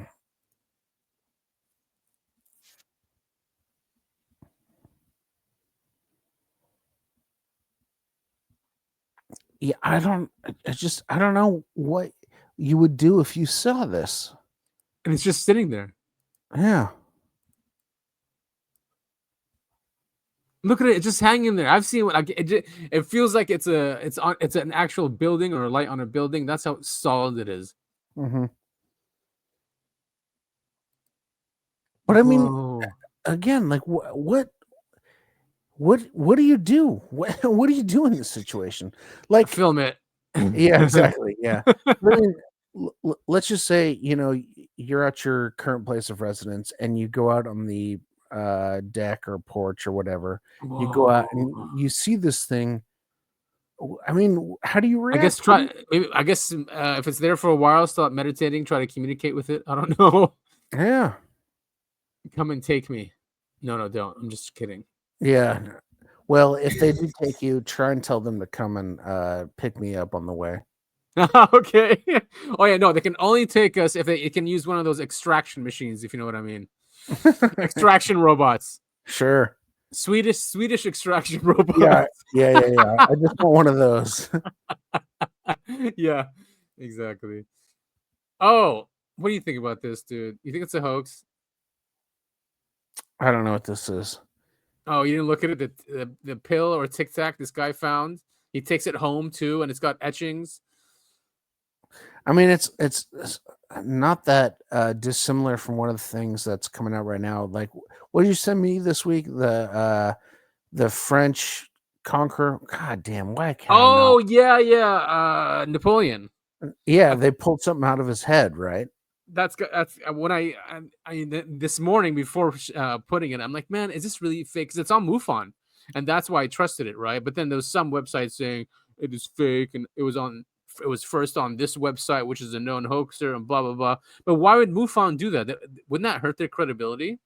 I don't think MUFON's credibility is that high right now. Oh, okay, so never mind. So it's fake, but yeah, I mean, it's a cool story, but Yeah. obviously it's fake. Okay, what we're talking about is that supposedly in 2000s or the 90s or something, some scientists got a grant to look at Napoleon's body, right? For some anyway, by accident they found a microchip in his head. So yeah, obviously not true. My point is this so much different than that? No. Right. Okay, fine. But this is on video and it's happening live, but it could be hoaxed. But okay, so the story is this guy, there was this, it's just like the Boogosphere. This guy saw this rod that crashed basically on a beach. He dug it up and then he brought it home. There's etchings on it. It's supposedly hot. It makes the lights flicker.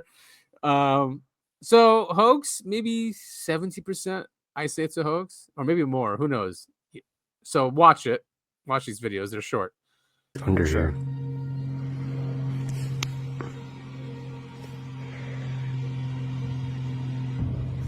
Fuck me. Oh my! I just burned my hand.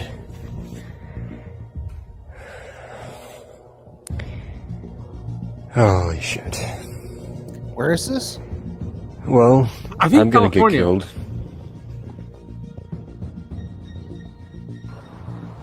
All right, what did James find in the desert, buried beneath just under the surface? I guess this is a photograph he took of it flying moments earlier as it crashed down into the sand. I'm not exactly sure of the exact circumstances behind this, but James brings this object, whatever it is, he brings it back home to do some studies on it. Apparently he's even developed some kind of rash, but this is the early stages of his first encounter bringing it home. So I have it in this box here outside of my car, just to be safe. When I get close to it, I almost feel like throwing up. It's kind of weird, but it seems like the thing is, it seems like it's alive and it's dying. It's vibrating in patterns and it's vibrating weaker and weaker each time, so if I die, know that I did not commit suicide. I would never do that. I'm gonna try to bring this thing home and uncover the truth, no matter what it is. And then here's it's at home here. So he said it feels like it's alive and that it's dying, right? It's not humming or radiating as much as before. Something. I mean, could it be like ancient technology or something that's just remnants from from the past and its power source is dying after, I don't know, thousands of years or something? Or it could be a hoax. Sure, or it's some family sex toy. Right, it does look like a dildo, and there are etchings here, so it could be some ritualistic thing. It's a witchcraft anal probe. Oh God. No, I mean, but it's one of those things where we're covering this as a UFO podcast, and I'm making jokes. But I mean, who knows if this is real or not? Because right, exactly. Man, who knows? And it's weird. It's like it has the etchings of like the Boogosphere, not exactly like it, but it's got etchings on there. There's a hexagram, Hosanna Israel, or a Star of David. But I just mean, if this is a real from outer space thing, definitely not outer space. No, well, whatever. No one would ever take this seriously, right? I mean, right. And he needs to, he needs to do like real tests on it if he wants people to, if it is emitting EM waves or whoa, so it's pretty thick. That's his hand. Oh, so it's not small, or is it? And look at this in the basement. He's got this in the basement. He's not out for any fame. He wants people to understand what's going on. Is this some kind of ancient alien artifact that he found in the desert? Now he's got it in his basement. He's doing some studies, some experiments. Ancient aliens. But again, I mean, how does that happen right when I'm recording? Is 100% real, whatever he found. You know, it's not going to be seen as real by everybody else, including me, who just made a joke about it being a right. dildo. Yeah. He's saying it's making the lights flicker. Yeah, no, I get that. I'm just saying. No, if someone, like, for instance, if someone was to get a full 100% real HD high def video on camera of a UFO, people are still going to be like, "Oh no, that's CGI. No, that's AI." It's the same thing with this thing. So maybe it is real. I don't know. Who knows, man? Look, he's saying it does that when he films it. So now he's not filming it, so the lights are on. Oh, come on, man. Is this real? I'm gonna walk in here. Look at my other hand. It's doing nothing. I'm not turning any lights off. It's insane right now. Again. Yeah. Who knows what the alien agenda really is, right? I'm keeping it locked in this room. It's kind of like a dungeon. And who knows what kind of operation they work on? Who knows what they're really trying to do? Where I'm going to keep it. I mean, you know, there's a lot of dark theories out there, right? Suppress our conscious. Yeah, but this is all there is. That's all human. That's all human guesses. We're, you know, aliens are not human. I mean, fine. I mean, no, but they're still going to want. They're conscious, whether they still want control or not control. You know, essentially. Yeah, but I mean, they give us freedom or they don't. Or yeah, but what if for them light is food? You know, like right? Or how are we supposed to? How are we supposed? Our emotions.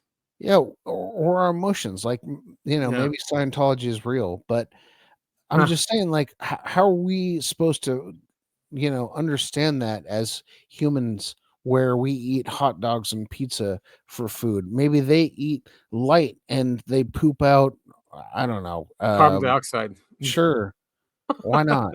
It's impossible for us to, you know, try and guess and understand what's going on here.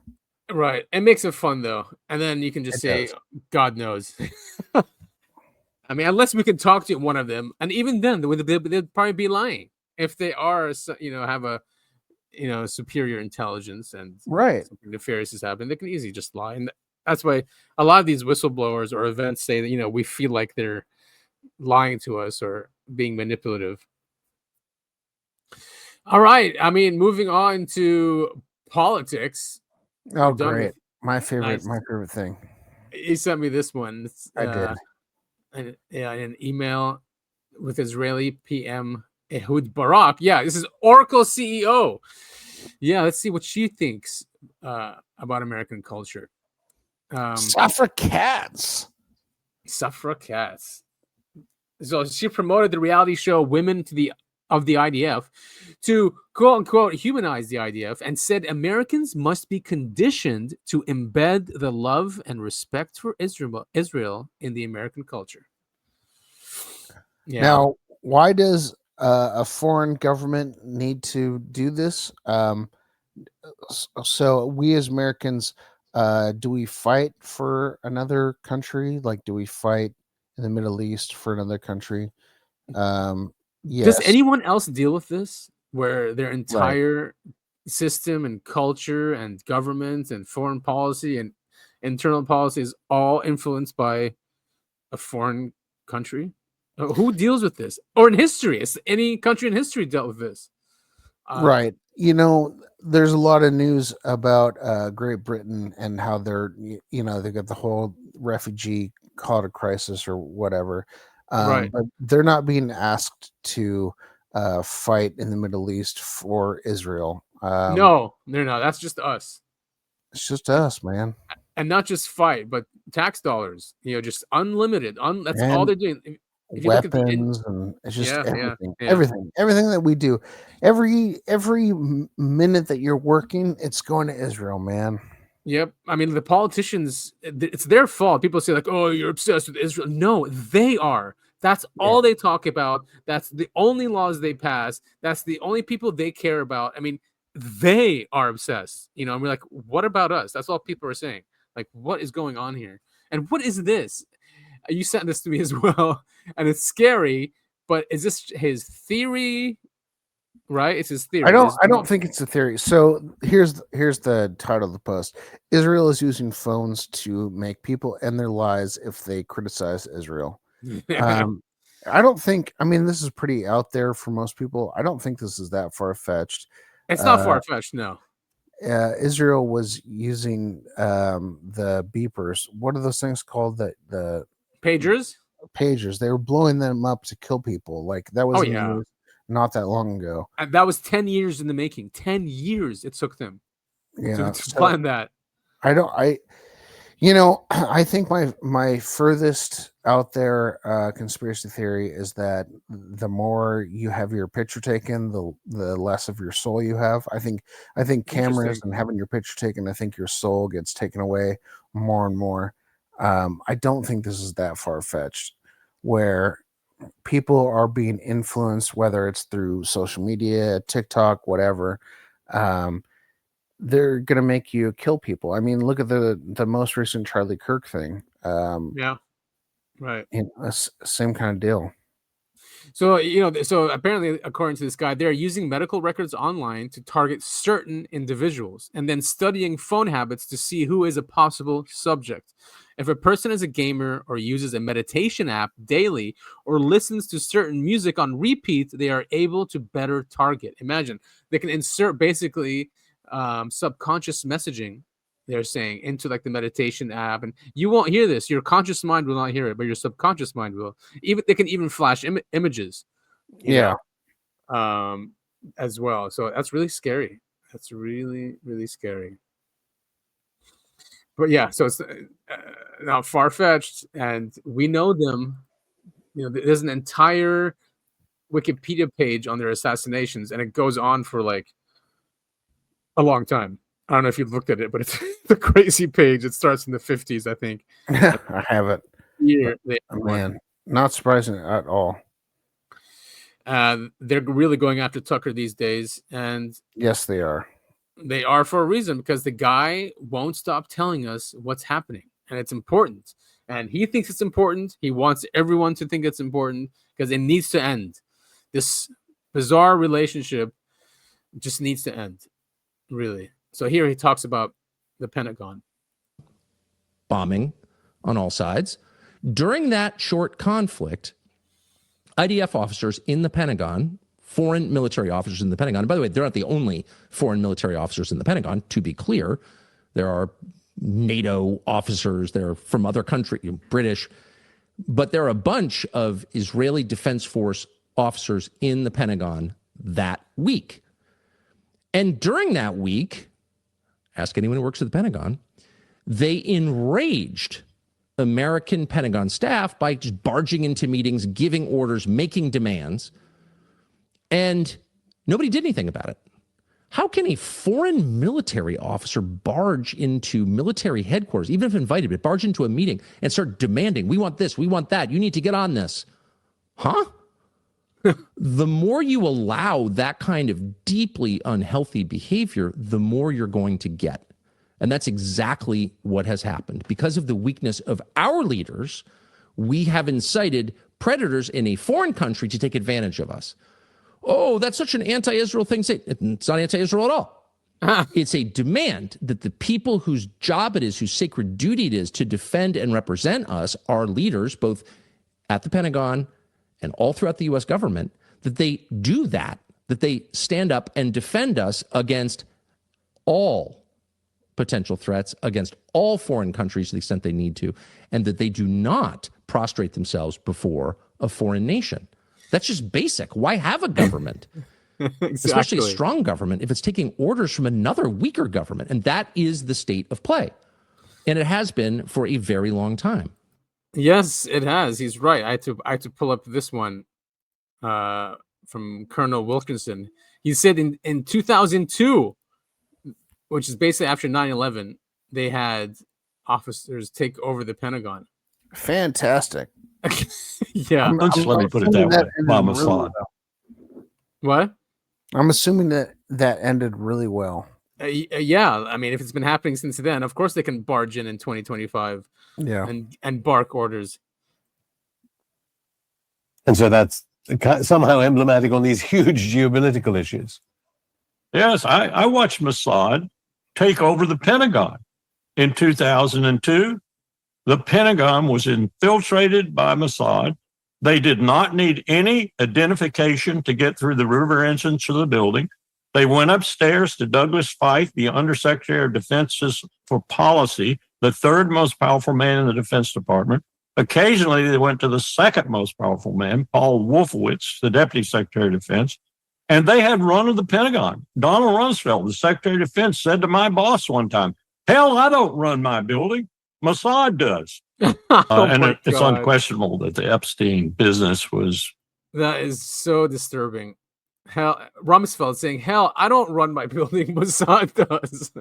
I mean, is it a surprise to anyone at this point who runs the country? No, I hope not. It's not. And I sent you this as well. Lutnick just said something about Epstein when Trump said there's nothing to Epstein, and Kash Patel came out and said there's no evidence linking Epstein, that Epstein trafficked young girls to anyone else but himself, right? Mm-hmm. So, and then Lutnick comes out and says this. The guy's gross. Right with my wife. Like, he's gross. The guy's gross. This was not, the deep nuance of Howard Lutnick. This guy's gross. Right. So how come Bill Gates and all these other people could hang around him and not see what you saw? Or did they see it and ignore it? Or no, they participated. Right. Yeah. That's what his MO was, get a massage. And what happened in that massage room, I assume, was on video. This guy was the greatest blackmailer ever. Blackmailed people. That's how he had money. The guy's gross. He just said that.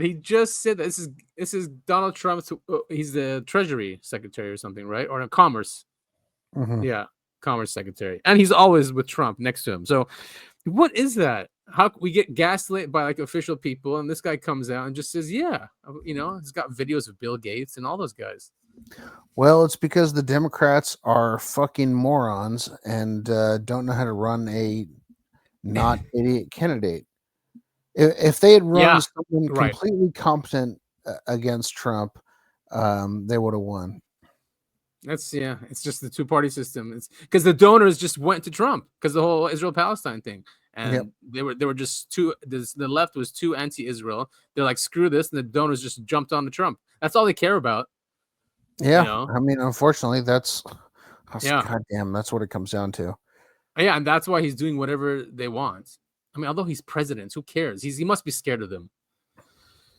Well, don't worry. We all get into some comedy you sent, so we won't end on a black pill. Oh yeah, good. I wasn't, I wasn't down before, but now, man, I'm feeling good. But this is a great video, and it's called "Colonization is Peace." And it's 5 minutes, though. Maybe we shouldn't watch the whole. No, it's Greg Reese. It should go back let's quick. do it. Let's watch the whole thing. Okay.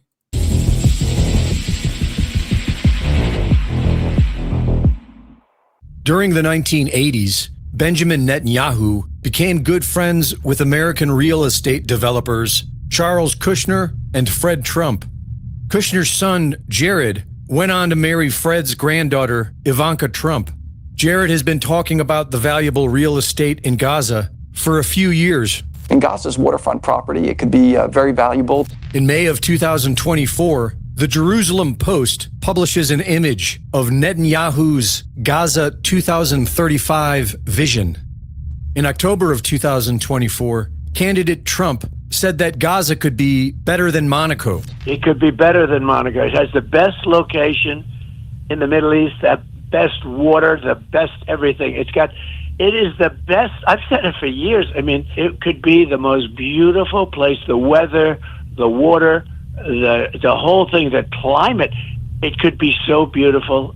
On his inauguration day, President Trump began discussing Gaza in terms of valuable real estate. Gaza is interesting. It's a phenomenal location. on the sea,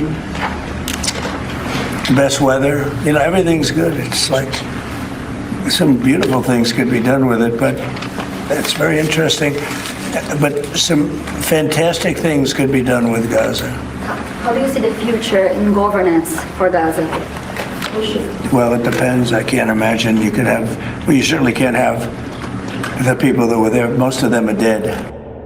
On February 4th, he referred to Gaza as the Riviera of the Middle East. Everybody I've spoken to loves the idea of the United States owning that piece of land, developing and creating thousands of jobs with something that will be magnificent. I don't want to be cute. I don't want to be a wise guy, but the Riviera of the Middle East, this could be something that could be so this could be so magnificent. On February 26th, Trump posted a bizarre AI video of Trump Gaza. On April 7th, Trump describes Gaza as incredible oceanfront property. Well, you know how I feel about the Gaza Strip. I think it's an incredible piece of important real estate, and I think it's something that we would be involved in, but, having a peace force like the United States there, controlling and owning the Gaza Strip would be a good thing. On July 14th, Trump referred to Israel's 2005 removal of its ground troops and settlements from the Gaza Strip as one of the worst real estate deals ever made. I call it the Gaza Strip, one of the worst real estate deals ever made. They gave up the oceanfront property, one of the worst deals ever made. On September 17th, Israeli Finance Minister Smotrich claimed the deal to rebuild Gaza was on Trump's desk and described it as a real estate bonanza. There is a business plan built by the most professional people, which is on President Trump's desk. How this thing turns into a real estate bonanza, I'm not joking, it pays for itself. By the way, I started negotiations with the Americans, and I'm saying this seriously now because I'm also demanding. After all, we paid a lot of money for this war, so we need to share. How do we make percentages on land marketing later in Gaza? But now, no, not joking, the demolition phase, which is always the first phase in urban renewal, we did. Now we need to build. Trump has chosen war criminal Tony Blair to oversee the rebuilding of Gaza. And on September 24th, the Central Synagogue in Manhattan explained how the gods demand human blood for humanity to survive. The greatest lie humanity tells itself is that we have outgrown human sacrifice. We call it by different names now and make our offering to different gods. We offer young men we call soldiers, as if the designation means that their mothers cry less when they die. We call masses of humanity collateral damage and turn our eyes away from the pictures of their lifeless bodies as we sip our morning coffee. And the truth is, we don't do it because we are heartless. We do it because we believe that it is necessary for the world to keep running. We do it because we believe that the gods whose favor we so desperately seek, freedom, security, prosperity, flourishing, that they demand blood as the price of their favor. We do it because we cannot see any other choice. When Abraham prepares to sacrifice Isaac, he is just accepting the same bargain of blood we still accept today, that some need to die for the world to flourish. Greg Reese reporting. Oh my God. So, yes. Man, we must sacrifice your children for peace and security. It's so disgusting, man.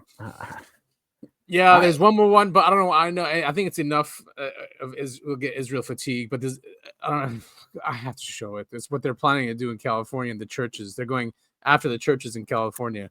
Perfect. Let's go. Let's make this even more of a bummer. Okay, no, let's do a quick one. They're doing a October 7th immersion experience. So look at that. Christ. These God for they have to act like 10/7 was the next 9/11. I get what they're doing, but hopefully most people understand that that is not even close to the same thing. This is Mel on X. Israel is quite literally going to hire a Hollywood set designer to create a 10/7 immersion experience to park outside mega churches so parishioners can strap VR sets to their heads and get the full Nova Festival experience after their Sunday sermon, reminding them that God blesses those who bless Israel. Yeah, they're going to do an immersion experience for what's going on the Gaza Strip and what's been going on for 20 fucking years. Exactly. No, they're not. Of course not. Of course not. Look how crazy they are, dude. With VR headsets and everything. Like, talk about brainwashing. And you know what though? I don't want to say it's a positive thing, but what's good about all of this, people are starting to realize how evil Israel is. I'm seeing and the lengths they're going to, you know, to do these things. And the thing is, it's mega churches in California. So is that an older crowd? So they want to keep them probably and radicalize them. This would radicalize anyone. Yeah, unfortunately, the Republican Party is pretty much step in step with Israel, and so there's a lot of older, the boomer generation who are Republican, who watch Fox News, who are going to see this and go, "Yeah, I want to be with Israel." Right, exactly. Yeah, a foreign country that really doesn't care about our interests at all. So we brought up some of the 3-eye atlas photos that were coming out, but this is the clearest one. It's very, what does it depict there? Very strange. So, man, it looks like any kind of comet or asteroid or whatever, or a peanut, sure, or even kind of a small looking penis. Yeah.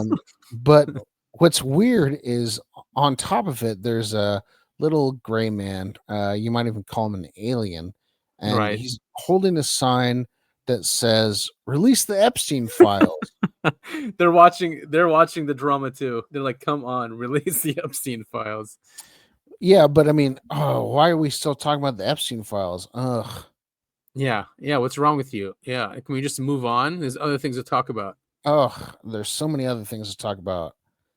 It's like he did with Charlie Kirk. Remember when they asked him? He's like, "Yeah, anyway." Oh, this is hilarious, dude. He better be careful too. I mean, there's a lot of like hilarious podcasters with huge platforms that are just going really against the system. And yeah, this guy's about to die in a car crash. He's so funny. A quote unquote car crash. So it's about Erica Kirk, and let's see if the audience gets what's going on here.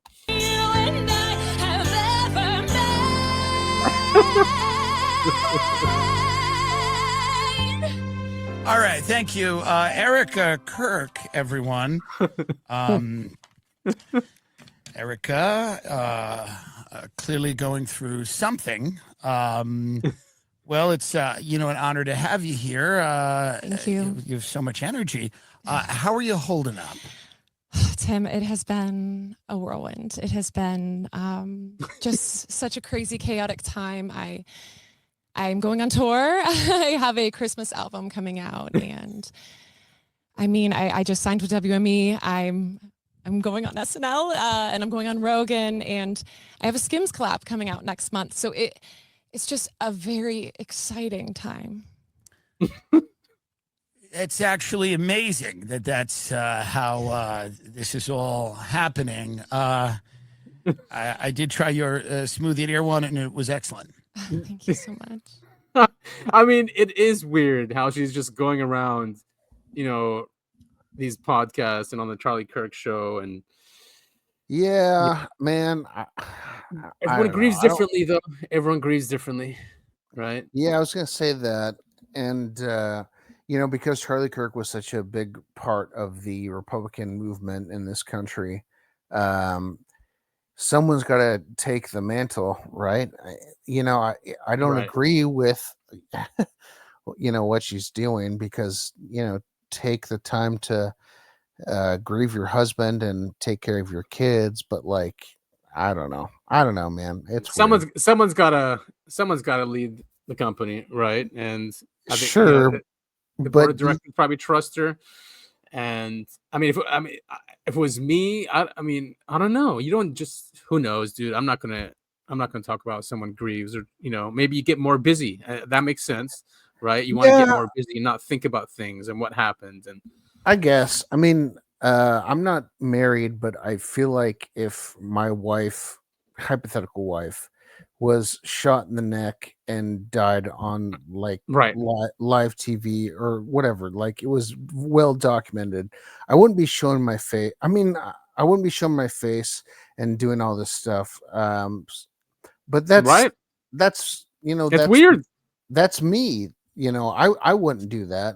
I wouldn't either. I'm not going to go out and say, this person shouldn't be doing that because their husband died. You know what I mean?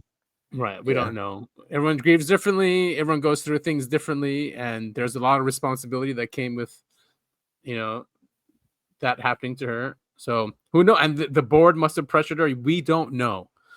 They have to keep things on operations going. Or he's hanging out in Israel and she knows that. And, that's why she's not really upset. There we go. Yes, she was complicit. Yeah, exactly. She gave the orders and took over the company. We're kidding. We're kidding, guys. We are kidding. I'm sorry for making light of that. But Are you watching Candace Owens and her investigation into this? She's coming up with stuff daily. It's crazy, man. I should be, though. It's nuts watching it. I mean, because she has connections in there, and people are leaking stuff to her, and it's getting hectic. I mean, she put them on notice. She's like, I want you guys to tell me if he didn't send internal memos saying that he was going to turn his back on Israel. Like, she's saying it like she knows, and she wants them to say no, and then she's going to show her receipts. I mean, she better be careful, dude. Yeah, she's the next one to go, and then Tucker after her, and then then it's all Israel. No one would be. I mean, yeah. I mean, what are they going to go after? Matt Gaetz and MGT or MTG, Marilyn Monroe, Marjorie Taylor, MTG, Marjorie Taylor Greene. Oh. Yeah, Gaetz, even Kelly. They're going after her just because she's slightly asking questions, just slightly. Yeah, I mean, why not? Jesus Christ, the fact that Israel is so far, in depth into our country and into our country's government is just completely nuts to me. And the fact that we're not allowed to talk about it is even more nuts to me. Yeah, I mean, they just bought TikTok, right? Ellison just bought TikTok, and I mean, we could have went through all this, but why should we? It's just so much. It's so much what they're doing. Like, they're buying up CBS, Paramount. Now TikTok is gone. They're already censoring. It's nuts. It really is nuts. It's scary. We're all fucked, aren't we? Oh yeah, unless you bow down. I mean, we'll see. We'll see where this is going. I mean, they tried it with COVID, so people just have to fight. That's all. And then they'll push it. It's not like they'll stop trying, but they'll push it for another 5-10 years, who knows? But they'll keep trying. That's just unfortunate. What humans have to deal with is tyranny versus freedom. That's an endless, perpetual war that humans have to fight. Right? Yeah. Well, I hope one day we actually get our freedom that our ancestors fought for. Yes, like a utopia. It doesn't have to be a utopia, but just like kind of a utopia. That'd be nice. Kind of, yeah. It'd be nice to not be owned by someone. Right, exactly. It's something. Well, I don't know if it's separate, but I'd love to rewatch the BioShock Infinite walkthroughs, and because the story fascinates me. Not the exact story of the game, but the story of that American ideal of creating, the freedom to create a system. Sure. Right.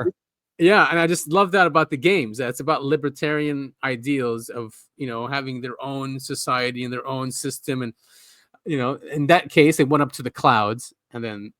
But you should play the Assassin's Creed games if you haven't already. The latest. No. What's the one? I forget the name now, but I think I have the latest one. And just because it took up so much memory, I deleted it. or uninstalled it. Yeah, I mean they're big games, but it's Very all big games. about the small person fighting against the big overlord machine. The machine. Yeah, there's something true about that. You know, there's a force that wants to control us, and there's a force that wants to free us, and it's everywhere. It's in our mythology, right? I mean, absolutely. And that's what the Assassin's Creed games are about, man. Cool, man. I didn't know that. I will get into it then. You really should.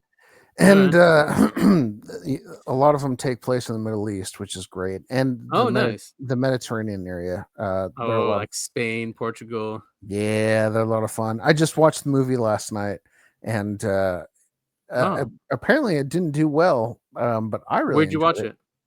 It was on Amazon. A lot of fun. Really? All right. I didn't know they made a movie about that. They sure did, but man, the first one, we don't have to get into this, but it's very Middle Eastern. The games are, and I love them. Very cool. All right, I'll then play it seriously instead of just passingly.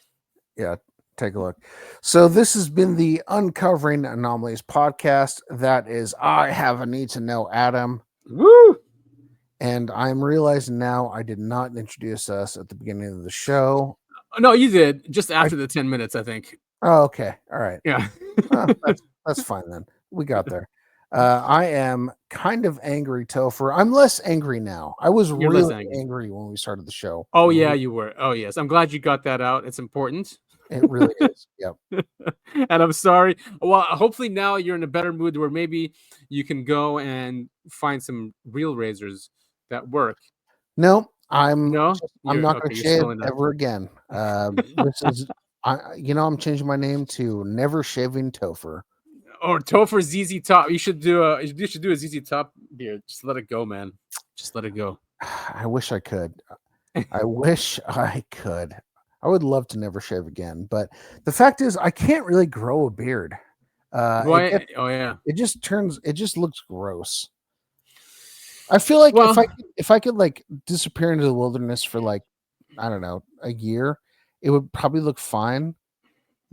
But you can't really do that nowadays. Right? No, yeah, I get it. It'll just look too scruffy. Yeah. Well, here's to you getting a good shave someday, and we do look forward to that.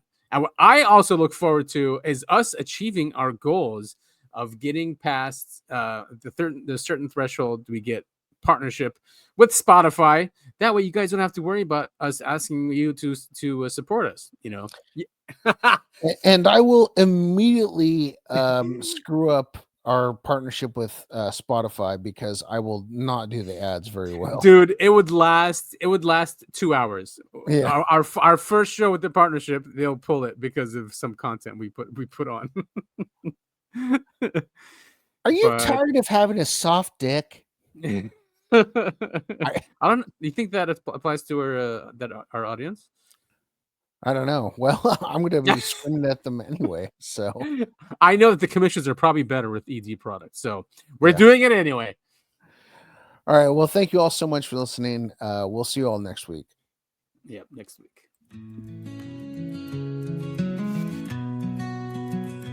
Day by day, night by night, where do I stand? Where do I fight?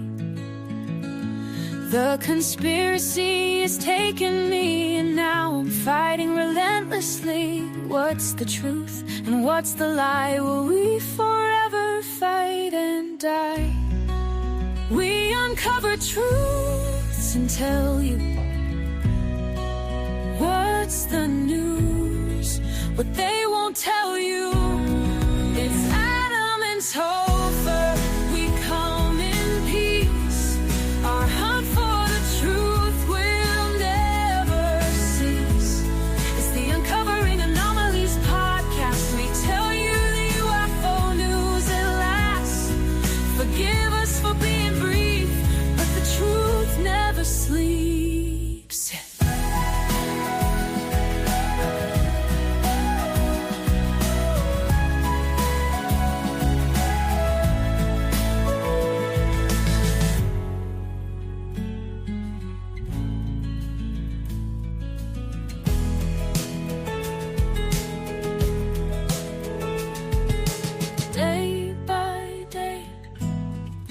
night by night. Where do I stand? Where do I fight?